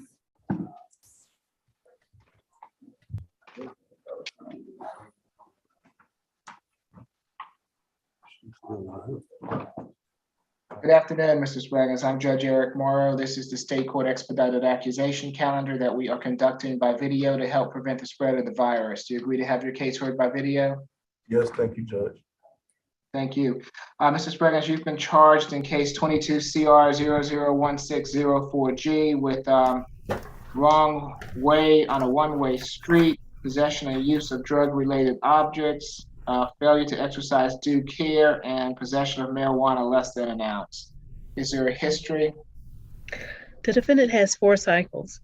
The defendant's last arrest was June the 2nd, 2009 for operating a vehicle without a license or on a person, and that was in Redford, Michigan. The defendant does have a felony conviction that was in 1997 for forgery in the first degree.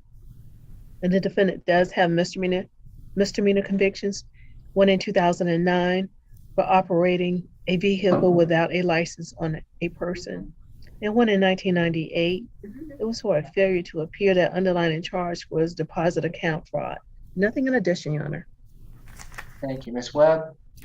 Yes, Your Honor. This incident took place on March the 19th when Atlanta Police officers, Officer Johnson and Ruth were patrolling around Hank Aaron Drive. The officers witnessed a red 2014 Mazda driving the wrong way on a one-way street. The defendant was driving west on Atlanta Avenue, which is a one-way traveling eastward. The officer saw the driver using his cell phone while driving and initiated a traffic stop. Upon approaching the vehicle, the officer smelled a strong odor of marijuana coming from inside the vehicle. After receiving his driver's license, the officers detained the defendant and conducted a search of that vehicle. The defendant told the officers that there was a roach marijuana blunt inside of the vehicle, and then said that there might be more marijuana underneath the driver's seat.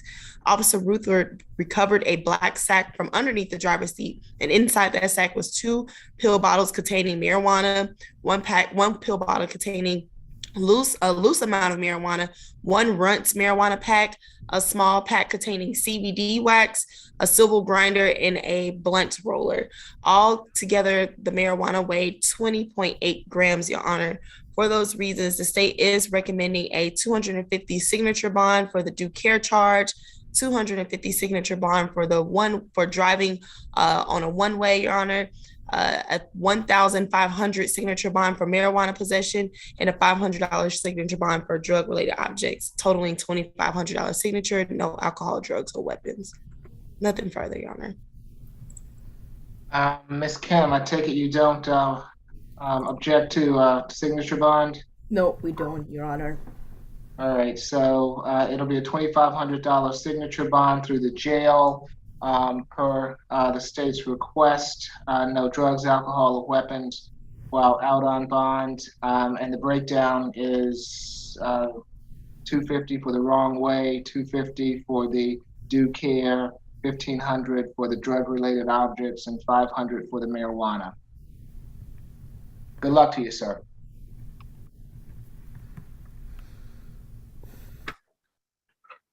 Next, we have position 22.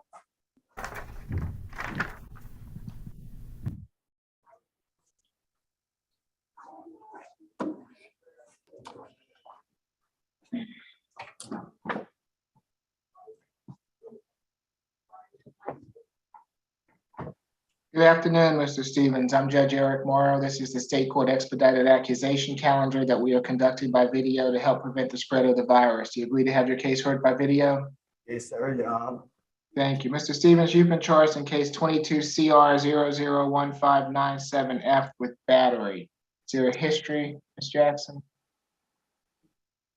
The defendant has 43 cycles. The defendant's last arrest was March the 22nd, 2020, for obstruction of an officer or hindrance of a firefighter by use of threats or violence, and obstruction of an officer and simple battery, and that was in Fulton County. There was no disposition for that arrest. The defendant does appear to be on probation. It's an old case. That case number is 10 SC 92903, and the charges are possession of marijuana with the intent to distribute and possession of cocaine. That disposition date was July the 23rd, 2010. Confinement, 1 year. Probation, 29 years. The defendant does appear to have additional felony convictions. One in 2013 for possession of controlled substance, and one in 2010 for possession of cocaine. One in 2008 for possession of cocaine. An additional one in 2008 for possession of cocaine with the intent to distribute and felony obstruction of an officer. And one in 2007 for possession of controlled substance with the intent to distribute. One in 2006 for robbery and aggravated battery. and one in 2003 for 2 counts of criminal damage to property in the second degree. The defendant does have arrest for simple battery. It was one May the 8th, 2018, and there was one May the 23rd, 2017 for simple assault. The defendant does appear to have a history of failure to appears. There were 4 in 2019. Nothing in addition, Your Honor.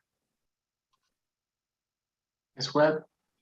Yes, Your Honor. This incident took place on March the 1st, 2022, where the Atlanta Police Department responded to a dispute call and were met with Miss Brianna Coffin. That's Brianna, Brianna, Coffin, Coffen. Ms. Coffin informed the officers that the defendant attacked her, and the defendant is actually his niece. Ms. Coffin told the officers that she was sitting on the porch when the defendant appeared at the home unannounced on the sidewalk and began yelling at her. And the defendant then began to pick up a brick and charge at her. He came onto the porch and demanded that she give him money. She was able to get away and ran towards her car, but stumbled and dropped her keys. As she bent down to pick up her keys, the defendant ran up towards her, stumped on her hand, and broke her fingernail on her middle right finger, and causing her hand to swell. Your Honor, the state is recommending a $3,500 surety, no further contact with Ms. Brianna Coffin, a stay away from the incident location at 307 University Avenue, Southwest Atlanta, no alcohol, drugs, or weapons, and 1-day anger awareness. We're making this recommendation based on what you've heard from pretrial, Your Honor, considering the defendant's violent history. And in addition to, the victim did inform the responding officer that the defendant has a history of substance abuse and that he exhibits violence towards the family in waves when he is possibly on a substance, Your Honor. As you've heard, he has several arrests for simple battery and assault. He has an open case for terroristic threats and obstruction, and he may still be on probation in Cobb County. In addition to, Your Honor, the defendant also FTA'd on the terroristic threats from Fulton County 4 times in 2019, and the state does believe he is a flight risk. Nothing further. Ms. McLeod? Yes, Your Honor. My client is disabled, Your Honor. He's currently on disability because he has some mental health issues. He tells me that this altercation was started by his niece. She doesn't live with him, but she is his sister's daughter. He said they had an argument and he tried to leave because he didn't want the argument to escalate. When he was leaving, she came running up behind him and she bent down to pick something up, which she thought she was going to use to strike him. And he said he turned around and by accident, he actually stepped on her finger and the fingernail broke. And that is what he said happened, Your Honor, that he did not intend to step on her. He did not otherwise strike her or anything. She started an argument with him. The court should know that she has a significant history herself of violence. And he maintains that she was the one who started all of this, Your Honor. He's not in a position to pay for bond because he is on disability. He's unable to work, Your Honor. So if he doesn't get a signature bond or at least a very low bond, he'll be stuck in jail. Who lives at the 307 University Avenue address? Your Honor, I'm sorry. I believe it is, as Ms. McLeod was getting ready to say, I believe that is his sister's home. And where does Mr. Stevens live? He lives on Campbellton Road, he tells me, somewhere, Your Honor. He lives about 7 miles away, he told me. Okay, so he doesn't have any need to be at this address or around Ms. Coffin, is that right? That is correct, Your Honor.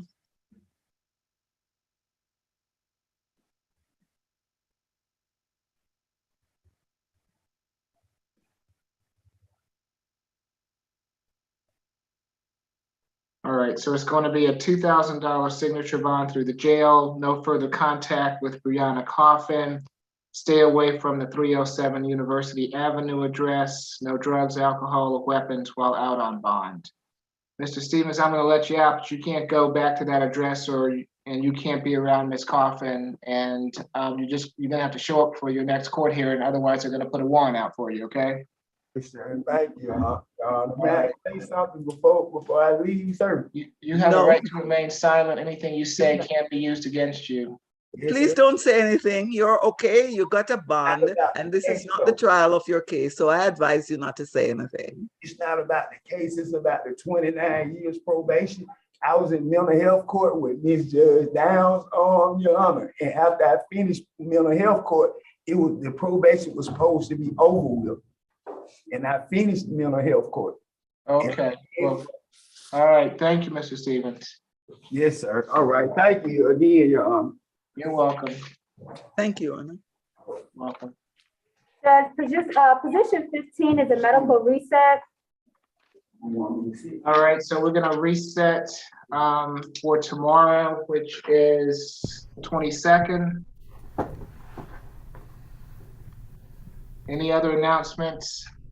That's it for courtroom 2, Judge. Thank you. All right, thank you. We appreciate it. Let's go back to courtroom 3. And who do we have?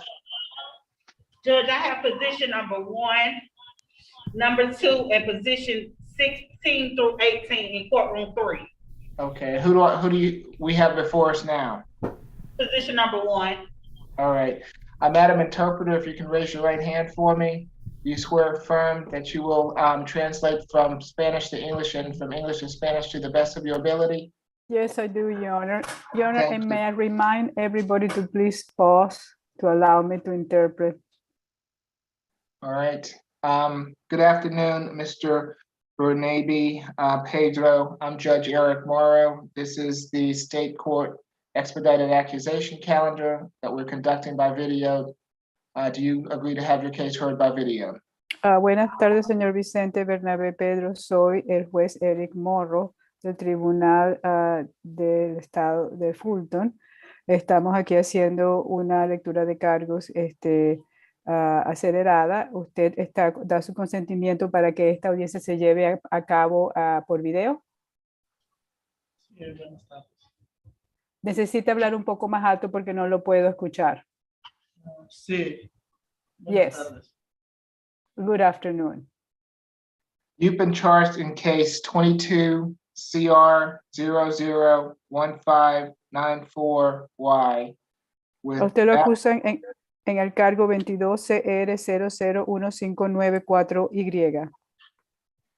Battery, family violence, cruelty to children, and willful obstruction of a law enforcement officer. Por golpes bajo la violencia intrafamiliar, crueldad a menores de edad en tercer grado y por intencionalmente obstruir a los agentes del orden público. Is there a history, Ms. Jackson? Señorita Jackson, ¿hay un historial? The defendant has 15 cycles. El acusado tiene 15 ciclos. The defendant's last arrest was November the 12th, 2013. El último arresto fue el 12 de noviembre del 2013 del acusado. For entry of removed aliens. Por entrar nuevamente de personas ilegales que han sido deportadas. In Fulton County. En el condado de Fulton. The defendant does have misdemeanor convictions. El acusado tiene condenas de delitos menores.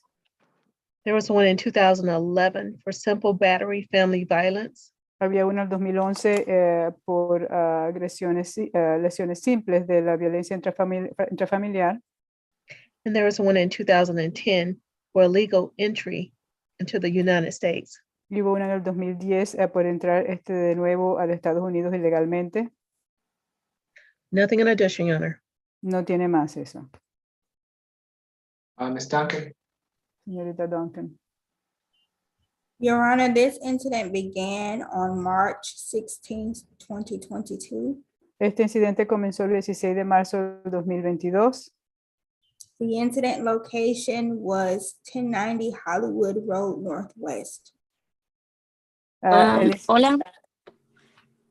Yo soy la esposa de Vicente Bernabé, que yo llamé a la policía, pero no es de lo que se le acusa a él. Estoy escuchando su caso. Okay, Me llamo Marta Lice Rivera. Hold on, Madam Interpreter. Would you ask her to I don't know who this is, and tell her that I will get to her in her turn. I think it's his wife, Your Honor, but I will let him know that. Okay. Señora, necesita mantenerse aquí y luego el juez le va a dar oportunidad cuando le toque, ¿ok? Así que puede Ok, poner el micrófono, está bien. puede poner el micrófono, desactivar el micrófono, pero puede permanecer hasta que el juez le permita hablar. Ok, gracias. Okay. Okay. I don't know where we were. Can you start from, can you repeat the address, please? The incident took place at 1090 Hollywood Road Northwest. El incidente se llevó a cabo en el 1090 Hollywood Road en Northwest. The victims in this case are Marta Riviera Martinez Las víctimas en este caso son Marta Riviera Martínez and Edgar Martinez. y Edgar Martínez. On the date in question, officers responded to a call from the victim, Ms. Martinez, in this case. En este caso, el día que se indica el incidente, los policías acudieron a una llamada que realizó la señora Martínez en este caso. She reported to officers that there was a physical altercation with the defendant where he punched her in the face. Ella le informó a los agentes que hubo un altercado físico en el cual el acusado le pegó a ella en la cara. In addition to punching the victim in this case in the face, he threw her to the ground, causing a cut on her left knee. También, además de haberle pegado en la cara, él la tiró al piso y le causó una cortada en la rodilla izquierda a la víctima. Both parties live in the same household. Las dos partes viven en la misma vivienda, en la misma casa. Our victim advocate was able to make contact with the victim in this case. El partidario de víctimas tuvo oportunidad de poder hablar y contactarse con la víctima en este caso. Ms. Martinez told our victim advocate that her and the defendant have been living together for a year.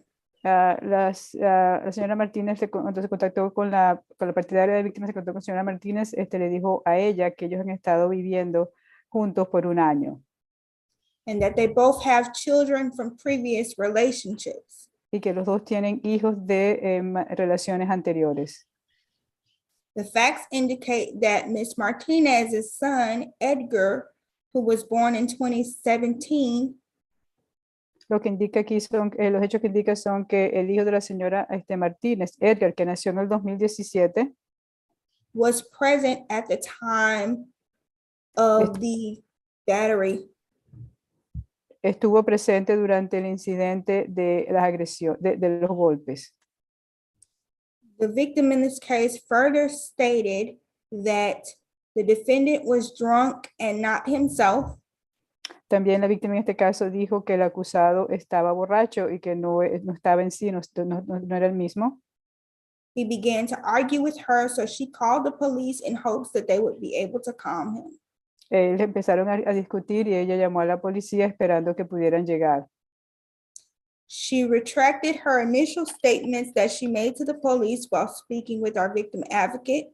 Cuando habló con nuestro partidario de víctimas, ella se retractó en la declaración que ella le dio a la policía anteriormente. But she did state that whatever occurred, she believed it was because of the alcohol. Pero lo que sí dijo fue que cualquier cosa que haya ocurrido ocurrió debido al alcohol. When officers arrived on scene, they attempted to arrest the defendant. Cuando los agentes llegaron al lugar de los hechos y trataron de arrestar al acusado. And when asked to put his hands behind his back, y cuando le pidieron que pusiera las manos atrás en la espalda, he began to tense up and resisted arrest by pulling away from the officers. Él empezó a ponerse tenso y a tratar de distanciarse de la gente para que lo arrestara. Given the defendant's history with a violent conviction and the facts and circumstances in this case, debido a los antecedentes de penales de este acusado con la convicción de violencia y con los detalles de este caso, the state is requesting a bond in the amount of $3,500 surety. La fiscalía está pidiendo que se le imponga una fianza de $3,500 de caución. And although the victim states that she is not afraid of the defendant and would like him to come home, we are concerned for her safety. Aunque la víctima dice que no le tiene miedo y que quiere que regrese a la casa, nosotros nos preocupa la seguridad de ella. Given the likelihood of reoffending because this incident involved alcohol, Por la cuestión de que hay un gran porcentaje de que esto volviera a ocurrir porque este incidente tiene que ver con alcohol. we would request no further contact, Nosotros vamos a pedir que no haya más contacto, a stay away from the incident location, que se aleje del sitio donde ocurrió el incidente. one day anger awareness, Un día de clase para tomar conciencia de cómo manejar la ira. no alcohol, drugs, or weapons, No usar, ingerir ni drogas, ni alcohol, ni tener armas de fuego o armas. and an alcohol drug evaluation and any possible treatment that is required. Y una evaluación de drogas y alcohol y cualquier tipo de tratamiento que se decida después que haga la evaluación de drogas y alcohol. Ms. Gant? Señorita Gant. Thank you, Your Honor. Mr. Vicente Bernardi Pedro is 38 years old. El señor Vicente Bernardi Pedro tiene 38 años. He has been in the Atlanta area for 6 years. He, along with his family. Ha estado en la zona de Atlanta por 6 años, también con su familia. He does not share any children with Ms. Marta Rivera Martinez. Él no tiene ningún niños en común con la señorita Marta Rivera Martínez, no tienen hijos en común. However, he has a 14-year-old son and a 17-year-old daughter. Sin embargo, tiene una hija de 14 años, un hijo de 17 años.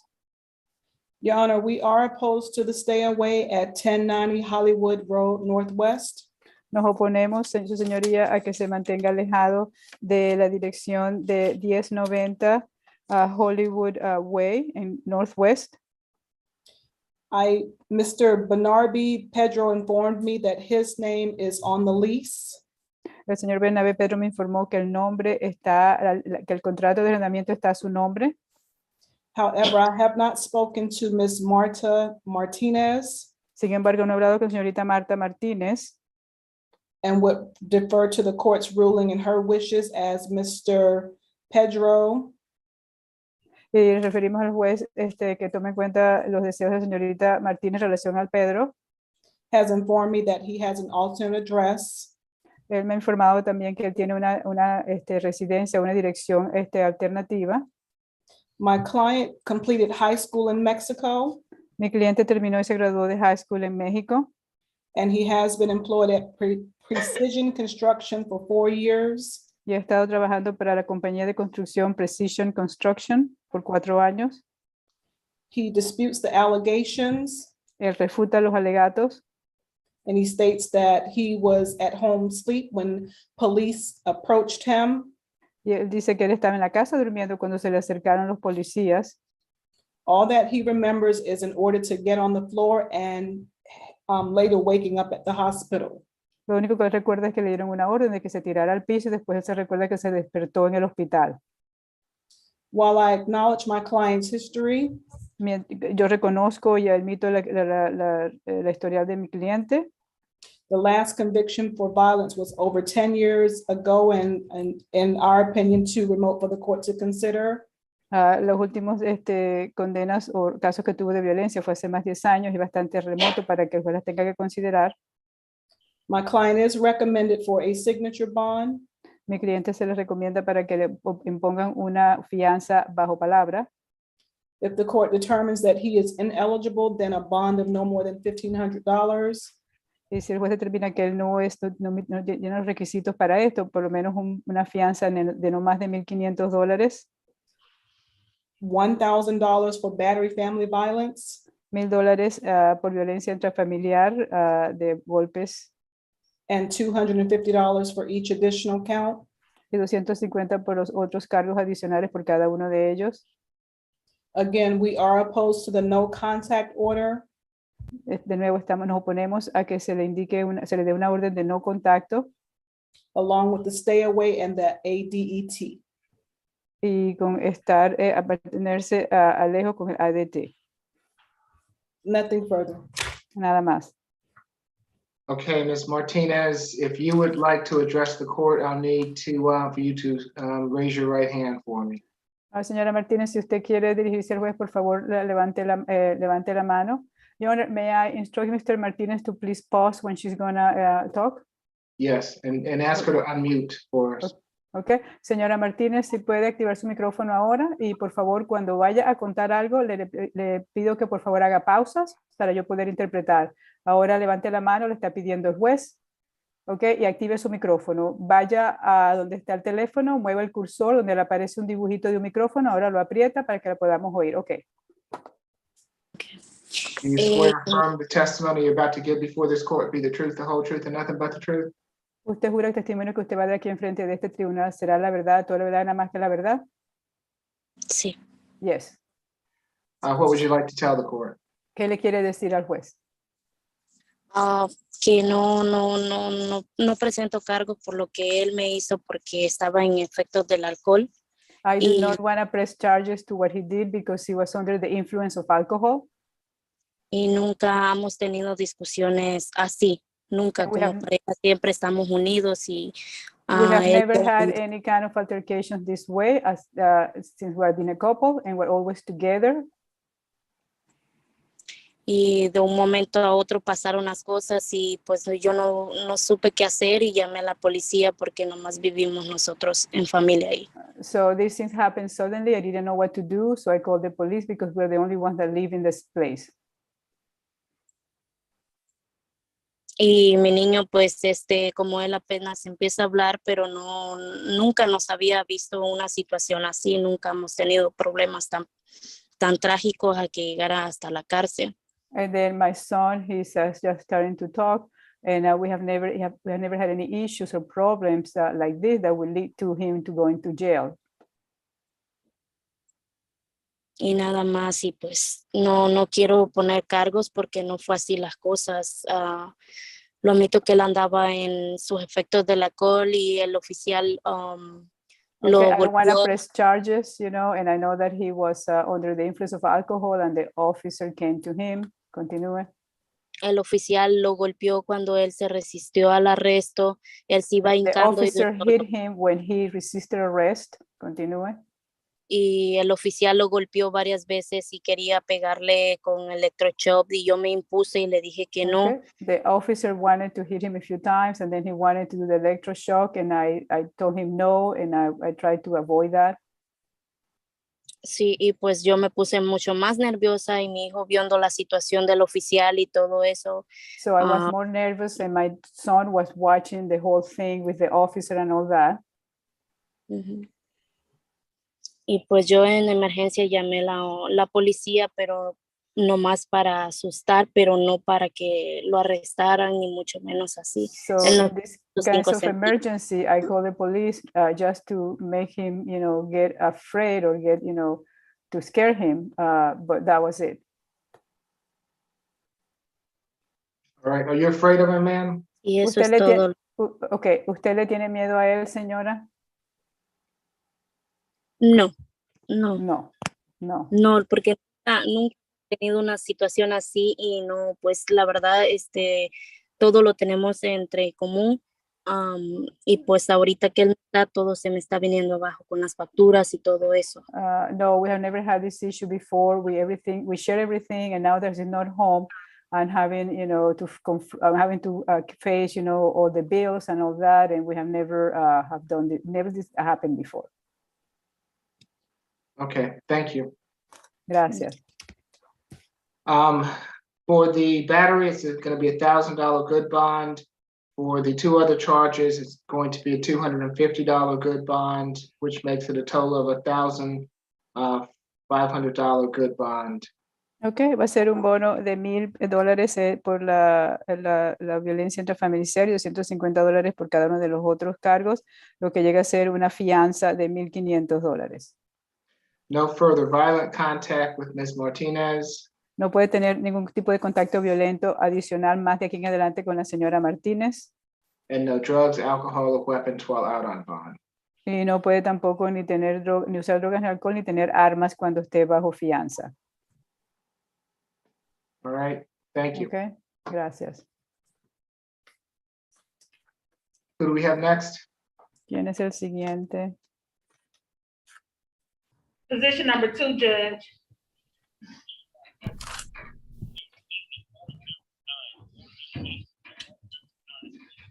Good afternoon, Mr. Cabrera. I'm Judge Eric Morrow. This is the State Court Expedited Accusation Calendar that we are conducting by video. Do you agree to have your case heard by video? Buenas tardes, señor Gustavo Cabrera. Soy el juez Eric Morrow del Tribunal Estatal de Fulton. Estamos llevando a cabo la lista de casos de las acusaciones aceleradas. ¿Usted permite de que se lleve esta audiencia en Zoom, en video? Claro que sí. Yes, of course.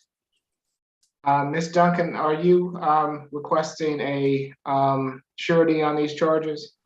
Yes, Señorita Duncan, Your está Honor. pidiendo que se haga una fianza en estos cargos, sí.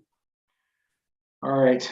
Mr. Cabrera, you've been charged in case 22 CR 001598A.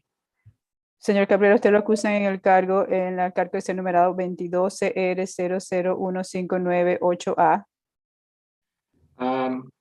Acquiring a license plate for purpose of concealing identification, El tener una placa con la intención de ocultar la identificación del vehículo, defective or no tail lights, unas luces de freno de atrás que están defectuosas o que no tienen, expired or no license on person, una cargo por no tener licencia o tener licencia vencida consigo mismo, con su persona, and obstruction of a law enforcement officer. y obstaculizar a un agente de orden público. Is there a history, Ms. Jackson? Hay una historia de esto.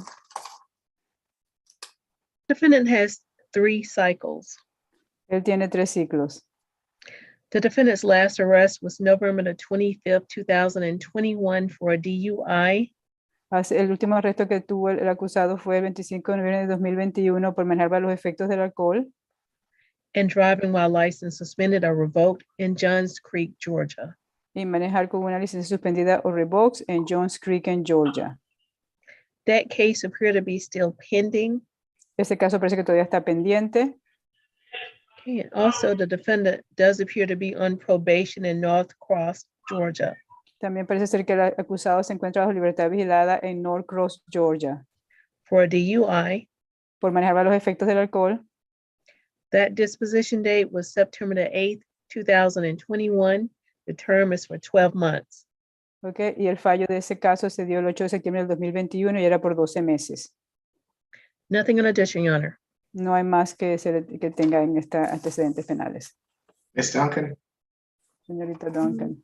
In this case, Your Honor, the state is requesting a total $4,000 surety bond. That is $1,000 per charge. Ok, en este caso la fiscalía está pidiendo una fianza de caución de $4,000, $1,000 por cada cargo. The location of this incident was 1085 Holcomb Bridge Road. Can you repeat the address for the interpreter, please? 1085 Holcomb Bridge Road. Ok, esto ocurrió en el 1085 Holcomb Bridge Road. On March 21st, 2022, officers conducted a traffic stop on a gray Toyota Corolla with a non-functioning passenger taillight. Ok, en marzo del 21 de 2022, los agentes iniciaron una parada rutinaria de una Toyota Corolla que tenía una luz que no funcionaba. Officers asked the driver of the vehicle, which is the defendant, for a driver's license, and he could not produce a United States driver's license. Los agentes le pidieron al acusado, a la persona que manejaba, que es el acusado, que le proporcionara una licencia de manejar de los Estados Unidos, pero él no pudo darles una licencia de conducir de los Estados Unidos. He could only produce a Colombian driver's license. Él solamente les pudo mostrar o les dio una licencia de conducir de Colombia. Officers asked the defendant how long he had been in the United States, and he replied about 8 months. Los agentes le preguntaron a él cuánto tiempo había estado en los Estados Unidos y él les dijo que como 8 meses. Officers indicated in the report that he had 2 prior citations for driving without a license. Los agentes indicaron en el informe que él tenía 2 situaciones anteriores por manejar sin licencia. The plate that was attached to the vehicle being driven by the defendant was returned to a 2000 Toyota Sienna that did not match the vehicle the defendant was driving. La placa que tenía este vehículo que estaba manejando el acusado pertenecía o estaba relacionada con otro carro que era un Toyota 2000 Sienna, que no era la que indicaba que era el mismo vehículo que estaba manejando el individuo. The defendant did present with slurred speech and was asked to step out of the vehicle. El acusado presentaba un habla arrastrada y se le pedía de que saliera del vehículo. The defendant unlatched his seatbelt but remained in the vehicle. El acusado se quitó el cinturón de seguridad pero permaneció adentro del vehículo. Defendant continued to ignore the request of the officers on scene. El acusado continuó ignorando el mandato, las órdenes que le daban los agentes en el lugar de los hechos. And reattached his seatbelt. Y se volvió a colocar el asiento de seguridad de nuevo. Once other officers arrived on scene, the defendant was removed from the vehicle by the officers on scene. Una vez que llegaron otros agentes al lugar de los hechos, estos agentes sacaron al acusado del carro. The vehicle that the defendant was driving was a 2010 Toyota Corolla from Louisiana. Y el vehículo que estaba manejando el acusado era un Toyota Corolla de Luisiana del 2010. Officers did indicate in the report that the defendant had an odor of alcoholic beverage. Los agentes indicaron en el informe que el acusado tenía un olor a bebidas alcohólicas. Given the defendant's history, we're requesting the bond as stated at $4,000 surety. That's $1,000 per charge. Debido al historial del acusado, pedimos que se le ponga una fianza de $4,000 en total, $1,000 por cada cargo. With the additional condition of no driving and no alcohol, drugs, and weapons. Que no pueda manejar, ni puede usar drogas, ni alcohol, ni tener armas. Why wasn't he charged with DUI, Ms. Duncan? ¿Por qué no lo acusaron de manejar los efectos del alcohol, señorita Duncan? There was no alcohol present, and I'm not exactly sure why he was not charged with DUI. No había alcohol presente y no estoy segura por qué no lo acusaron exactamente de manejar los efectos del alcohol. It may still be at municipal, but I'm not sure to the extent that there was that charge available. Puede ser que todavía esté bajo el tribunal de instrucción, pero no sé si esto era que lo podían acusar de esto. Scant. Thank you, Your Honor. Mr. Gustavo Cabrera is 35 years old. Señor Gustavo Cabrera tiene 35 años de edad. He has been in the Atlanta area for 10 months along with family, including a cousin and uncles. Ha estado en la zona de Atlanta por 10 meses, incluyendo con familia que son tíos y primos. He completed high school and college. Terminó la escuela secundaria y la universidad. He states that he is employed by engaging in online investments in Colombia. Él dice que los trabajos que él hace son inversiones en línea en Colombia. Your Honor, according to my reading of the warrant, de acuerdo a lo que yo leí en la orden de arresto, su señoría, there was no odor of alcohol. No había ningún olor de alcohol. Mr. Cabrera also states that his baseline speech is in fact slurred. El señor Cabrera también nos indicó que su forma de hablar es así como un poco arrastrado. He disputes the allegations and states that he did not understand why he was being arrested. Él disputa los alegatos y dice que no entiende por qué lo habían arrestado. And further, he states that the car did not belong to him. Therefore, he had no knowledge whatsoever regarding the license plate issue. Y también dice que el carro no le pertenecía y por lo tanto no sabía nada de lo que estaba pasando con la cuestión de la placa. He informs me that he does not have the ability to pay bond while in custody and that he does not have the numbers of anyone who can assist him. Él también me informa que no tiene la capacidad para poder pagar la fianza mientras esté en la cárcel, esté detenido, y que no tiene los números para poder contactar a alguien que lo ayude.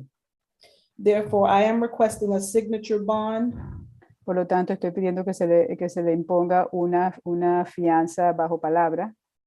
and if your honor determines that he is ineligible, then a bond, the lowest bond possible. Y si el juez determina que él no califica para esto, que se le imponga la fianza más baja posible.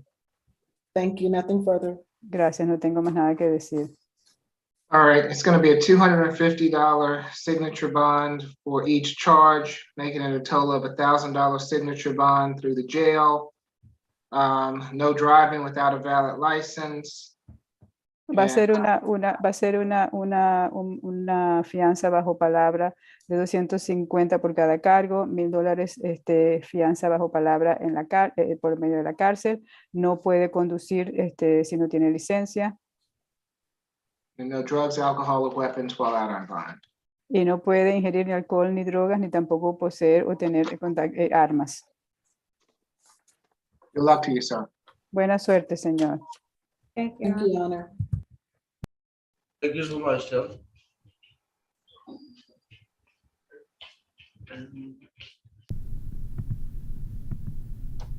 Position 16 through 18, Judge, please. Okay. Good afternoon, Mr. Serato Paz. I'm Judge Eric Morrow. This is the State Court Expedited Accusation calendar that we are conducting by video. Do you agree to have your case heard by video? Buenas tardes, señor Serrato Paz. Soy el juez Eric Morrow del Tribunal Estatal de Fulton.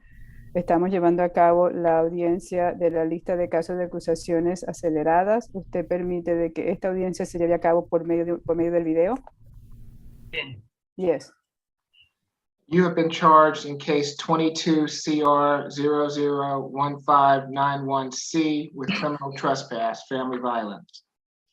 A usted se le acusa en el cargo 22 CR 0015991C, entrada sin permiso, allanamiento de morada y por violencia intrafamiliar. In case number 22 CR 001593C with criminal trespass, family violence. Y también en el caso 22 CR 0015993C por entrada sin permiso, allanamiento de morada y por violencia intrafamiliar. In case number 22 CR 001595C. Y en el caso de 22 CR 001595C. With expired or no license on person. Se le acusa por tener una licencia vencida o no licencia consigo mismo. Brake lights, turn signal violation. Y también las luces de freno y las luces de voltear esa infracción. Expired or no license on person again.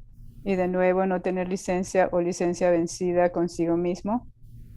Brake or turn signal violation again. Y también las luces de freno o de indicar señalamiento de para dónde va a voltear, también esa. And giving false information to law enforcement. Y por darle información falsa a los agentes del orden público. He's the add-on counter too, Judge. I got it. And in case 22 CR 001610C. Thank you. Y el caso 22 CR 00159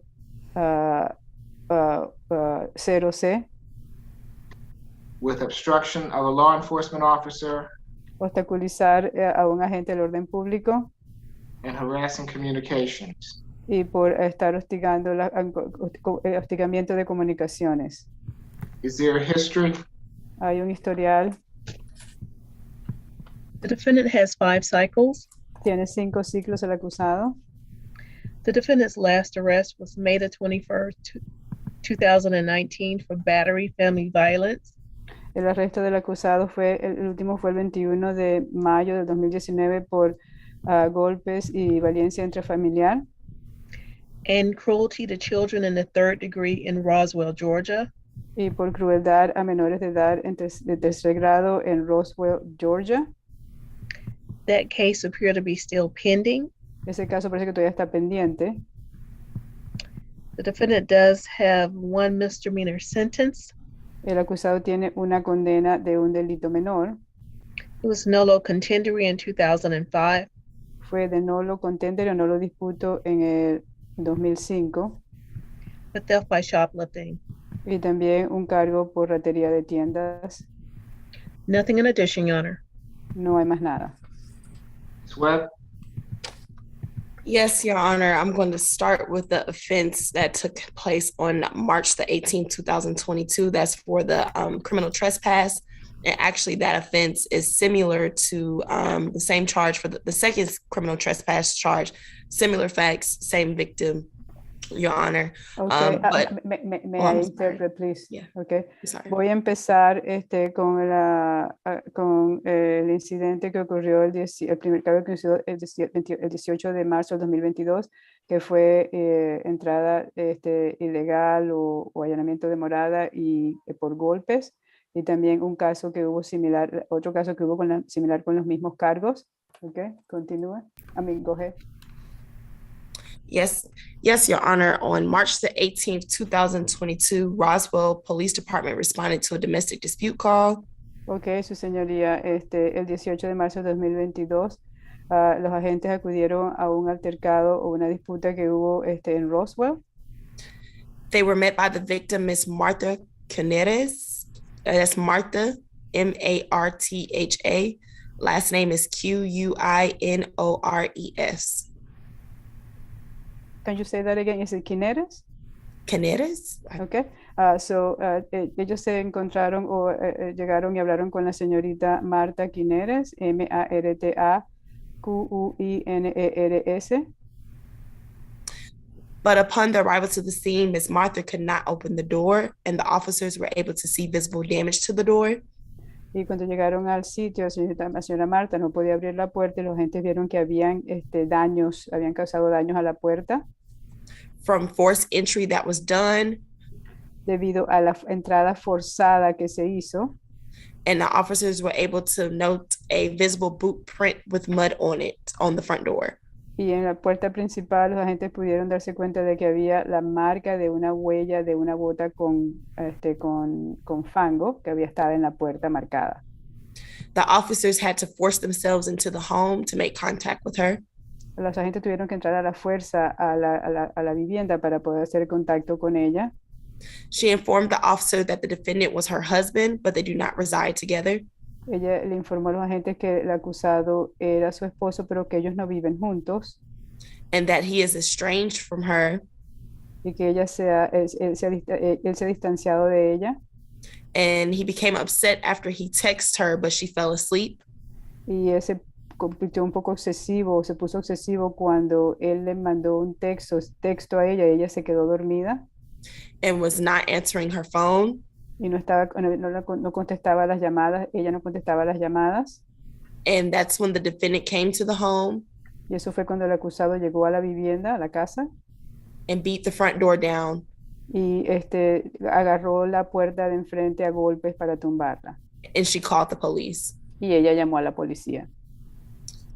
Your Honor, the incident that stems from, I believe it's on position 17, similar facts, different address though, because the victim did live in a different address at the time. Okay, y la otra es el caso que está ubicado, tiene el número 17, es los mismos cargos, la situación similar, pero una dirección diferente porque la víctima ya no vive en ese sitio, sino que vive en la otra dirección.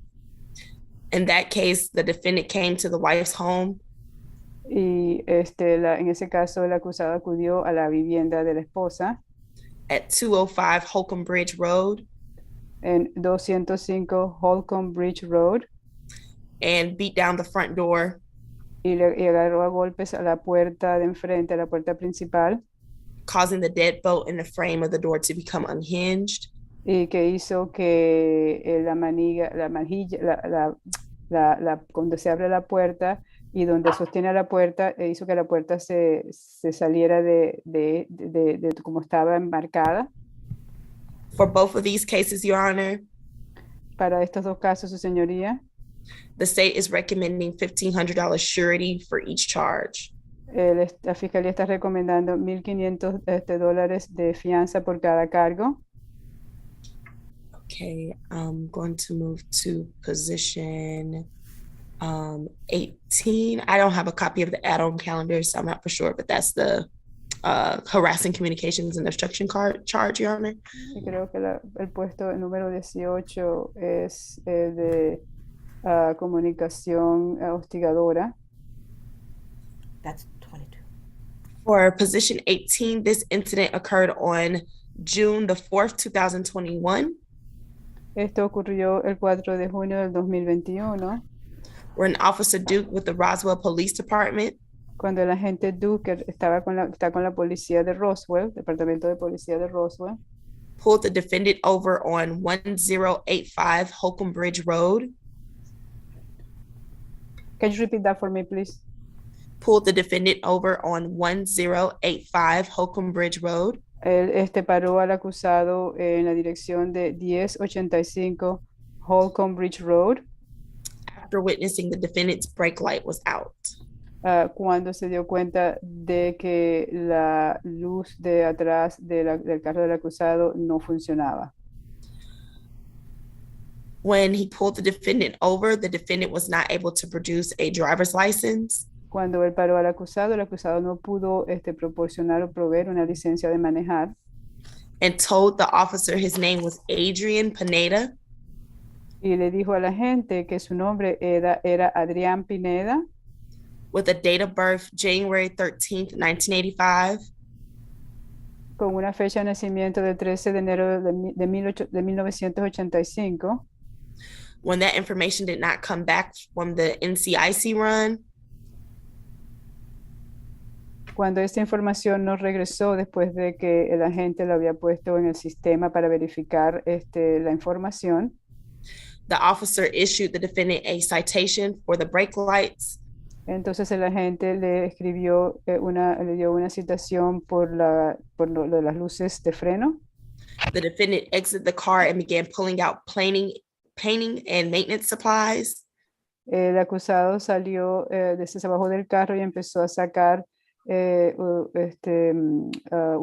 cosas que tenían que ver con pintura. And sat them on the curb and told the officer the supplies were for work.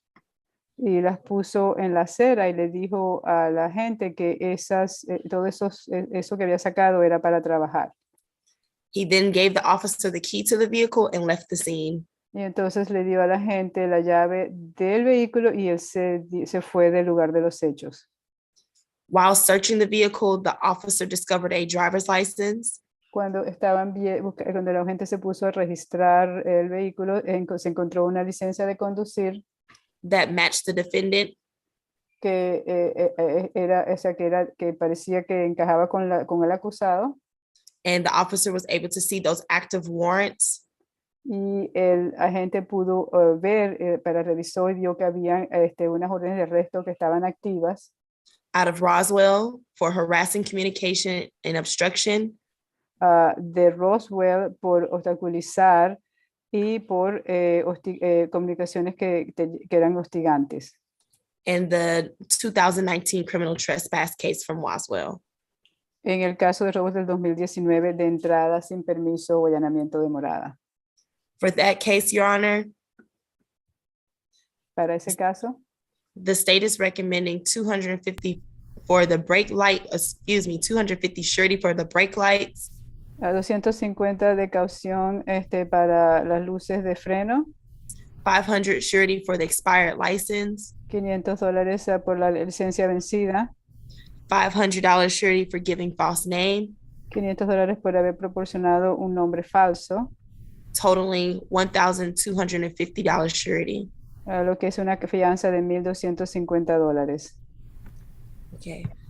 In your honor, Ms. Webb, why do I have 2 expired or no license and 2 brake lights on my calendar? Right. Yes, Your Honor. I put in NOD on those for a null pros because those are duplicate charges. Que los cargos que tenía doble son cargos que se duplicaron y que lo está poniendo para que no procesen esos cargos. Thank you. And for the last case, Your Honor, this occurred on November the 22nd, 2019. Este último caso ocurrió el 22 de noviembre del 2019. Where Roswell PD responded to a harassing communication call from Miss Martha Brazen. Que la policía acudió a una llamada que hizo Martha Brazen de comunicación hostigadora del Departamento de Policía de Roswell. That's Martha, common spelling Brazen, B-R-A-Z-A-N. Y eso es Marta y el apellido es Brazen, B-R-A-S-I-N-G. And she informed the officers that the defendant repeatedly called and texted her with harassing and threatening messages. Y ella dice que el acusado le manda mensajes de texto regularmente con amenazas y con hostigamiento. She informed the officer that he was living in the woods north of her home. Ella le informó a los oficiales que él estaba viviendo en el bosque que queda al norte de la casa de ella. The officers investigated and went to the woods. Los agentes investigaron y fueron al bosque que había detrás de ella, detrás de la casa de ella. Located behind the property. Que estaba ubicado detrás de la casa de ella, de la propiedad. And they were able to locate the defendant. Y pudieron ubicar al acusado. Who began to flee. Que se dio a la fuga. And officers were not able to make an arrest because they lost him in the woods. Y los agentes no pudieron arrestarlo porque se les perdió ahí en ese bosque. The state is recommending $1,000 surety on each count for obstruction and harassing communication. La fiscalía está pidiendo que se le imponga una fianza de $1,000 en cada cargo, el de obstaculizar y también el de comportamiento o comunicaciones hostigantes. In Your Honor, the defendant for 2 of these cases with the criminal trespass, he committed those offenses against his wife. Y esos 2 cargos de entrada sin permiso o allanamiento de morada, él cometió estos 2 cargos contra su esposa. Who he shares 3 children with. Con la que tiene 3 hijos en común. She indicated that they are no longer together. Ella nos ha dicho de que ya no están juntos más. And that the defendant is struggling with drug abuse.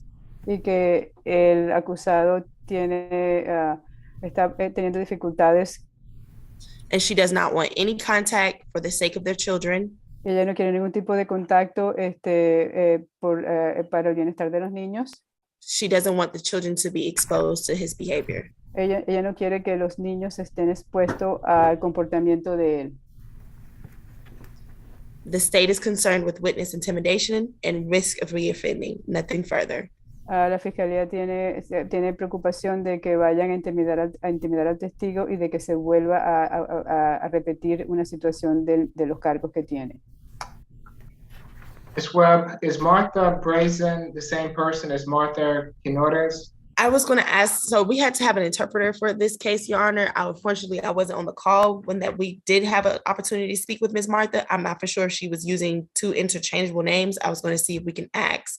Oh, yes, it is. Yes, it is. So it looks like she has 2 names. Yes, it is. Que parece ser que la misma persona, Martha Brazen y Marta Quineres son la misma persona. No sabían eso. Parece que ya aclararon de que es la misma persona, que usa 2 apellidos diferentes. Ms. Kim? Yes, Your Honor. Well, Mr. Topaz is 38 years old, and he says that he moved out from the apartment they used to live together. 38, you said, Ms. Kim? Yes. Okay. El señor, el acusado aquí tiene 38 años de edad y que él se mudó del apartamento que compartían. And they don't live together, and yet their relationship became fine. Que ellos no vivían juntos, pero que su relación estaba bien. They get along well. Que ellos se llevaban bien. And he says he has lived here in Georgia for 20 years. Y él dice que ha vivido aquí en Georgia por 20 años. They have 3 children together, 10, 8, 6. Tienen 3 hijos tienen 3 hijos juntos, 10, 8 y 6. And he is still married to his Miss Martha. que todavía está casado con Miss Marta. And he works. Él trabaja. And he's been doing catalyst equipment production labor Y for que él 3 trabaja, weeks. hace 3 semanas que él está trabajando en una fábrica de catalizadores. And he would like to return to work. Él necesita o que le gustaría regresar al trabajo. So he can pay for 10, 8, and 6 years old children. Para así poder mantener a sus hijos de 10, 8 y 6 años. He graduated from high school. Él se graduó de la secundaria. And he does not have a driver's license, he says. Y no tiene licencia de conducir, eso es lo que él dice. And we would like to request for signature bond. However, considering the fact that we have so many issues here, Me gustaría pedir que se le otorgara una fianza bajo palabra, pero viendo como hay tantas cuestiones aquí presentes, we would like to request for $1,000 surety bond. pedimos que se le conceda una fianza de $1,000 de caución. Thank you. Gracias. And Your Honor, I believe Miss Martha is on the line. She's going to need an interpreter as well if she wants to speak. Y creo que la señorita Marta está aquí en la línea. Necesita el intérprete si quiere hablar. Ms. Quinones, if you would like to address the court, I need for you to unmute yourself and activate your camera. You're not required to address the court. Señorita Quinones, si usted quiere dirigirse al juez, puede prender la cámara y activar el micrófono. Usted no tiene que dirigirse al juez, pero si lo desea, lo puede hacer. Si puede, si quiere, por lo menos díganos si desea hacerlo o no, para saber. No tiene que hacerlo. No. No quiere hablar con el juez, no quiere decir nada. Él, lo único que voy a decir es que él me ha hecho mucho daño. The only thing that I want to say is that he has been very hurtful to me. He has caused a lot of pain for me. Di la verdad, mija, no mientas, por favor. Tell the truth, don't lie. I would recommend him, advise him not to speak. Le recomienda y le aconseja a su abogada que no hable, por favor, señor. Okay. No quiero hablar. I don't want to talk. That's Miss Martha saying that, Your Honor. I don't want to talk. Okay, she doesn't have to. Thank you, ma'am. No tiene que hablar, gracias, señora.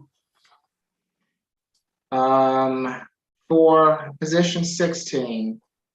En el caso 16, en el número 16. The first criminal trespass, or the criminal trespass allegedly on March of 2022. En el caso de entrada sin permiso y allanamiento de morada del marzo de 2022. It's going to be a $500 good bond. Va a ser un bono de una fianza de $500. No further contact with Martha Quinedos. No puede tener ningún tipo de contacto con Marta Quinedos.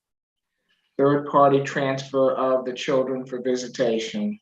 Tienen que considerar una tercera persona para que puedan organizar las visitas por medio de una tercera persona.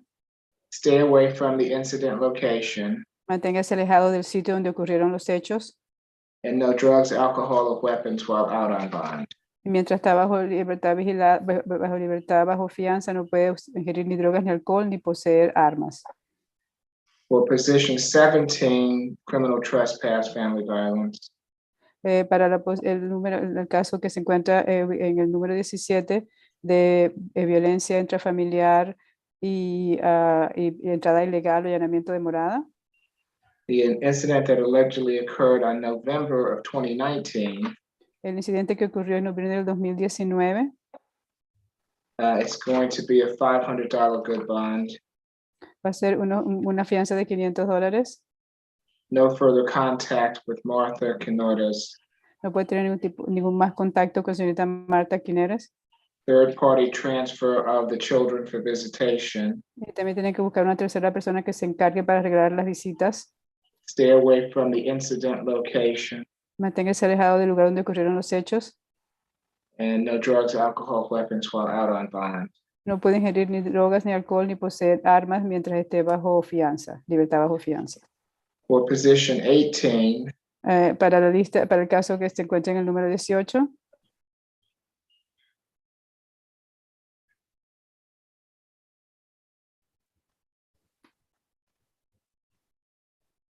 for the expired license, it's going to be a $250 signature bond. y para el caso de la licencia vencida va a ser $250 de fianza bajo palabra. For the brake lights, a $250 signature bond. Y para las luces de freno son también $250 de fianza bajo palabra.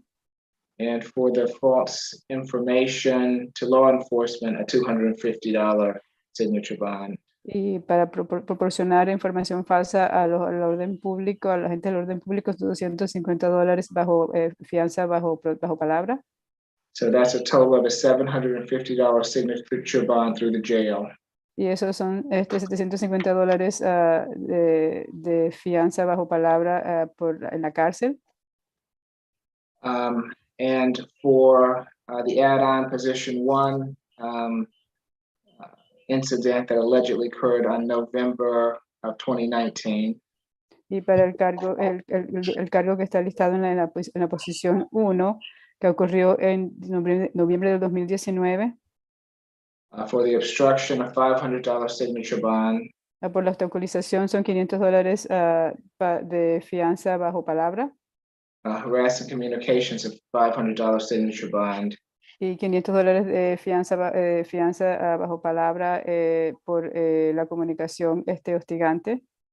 Which totals a $1,000 signature bond through the jail. Lo que hace un total de $1,000 de fianza bajo palabra por la cárcel. No further contact with Martha Brazen, also known as Martha Quineros. No puede tener más contacto con Marta Brace, también conocida como Marta Quineres.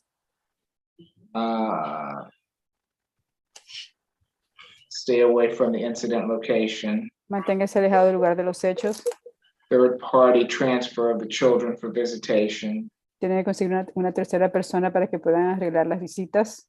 And no drugs, alcohol, or weapons while out on bond. Y no puede ingerir ni drogas ni alcohol ni tener armas mientras esté bajo libertad, por confianza. Anything further on Mr. Serrato Paz? Algo más. Nothing further from the state, Your Honor.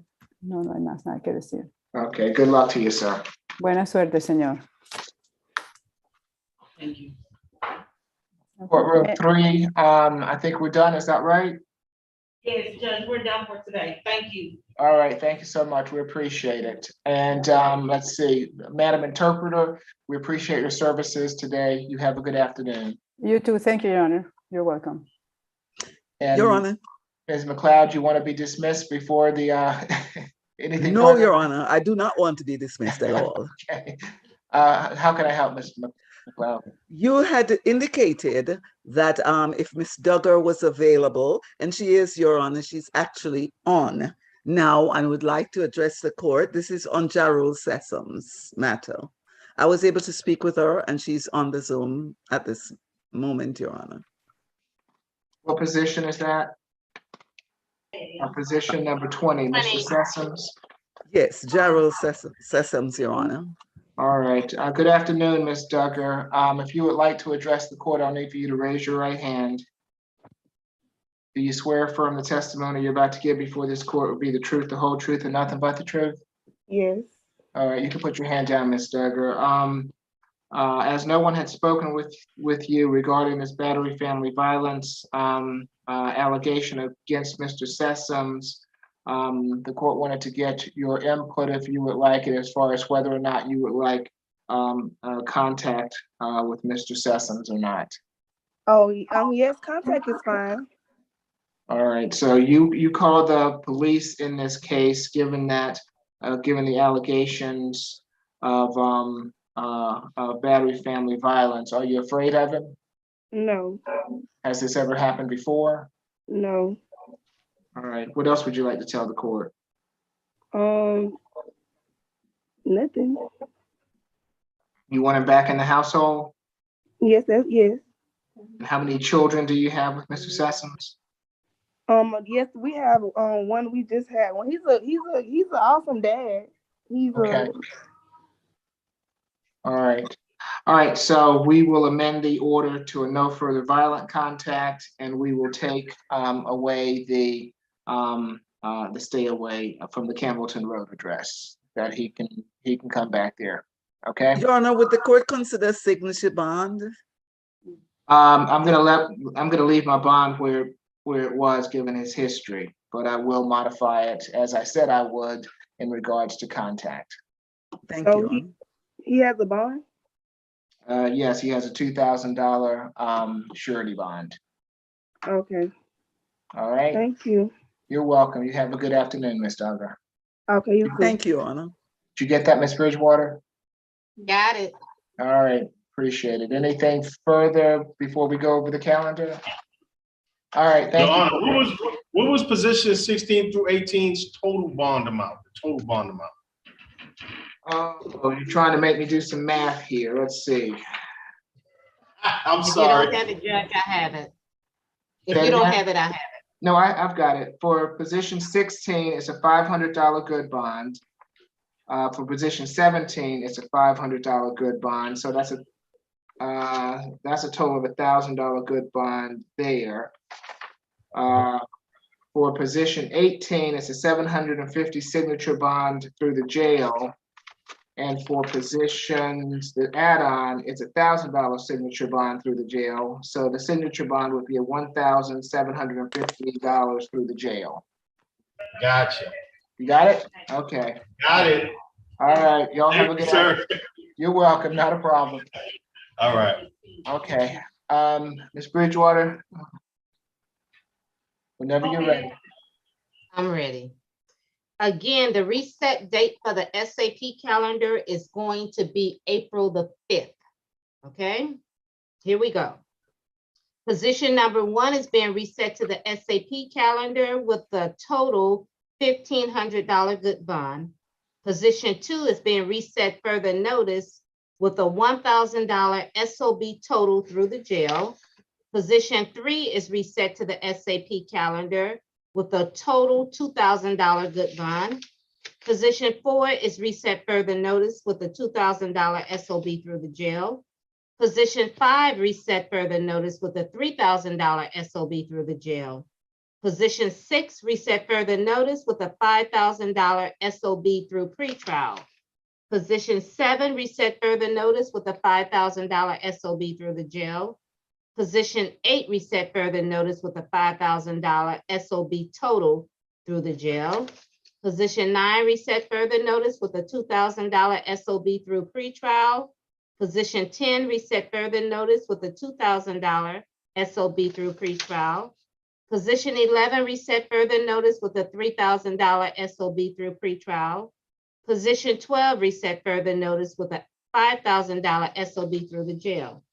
Position 13 reset further notice with a $3,000 SOB through pretrial. Position 14 reset to the SAP calendar with a $300 total good bond. Position 15 is being reset till tomorrow. Position 16 is reset to the SAP calendar with a $500 good bond.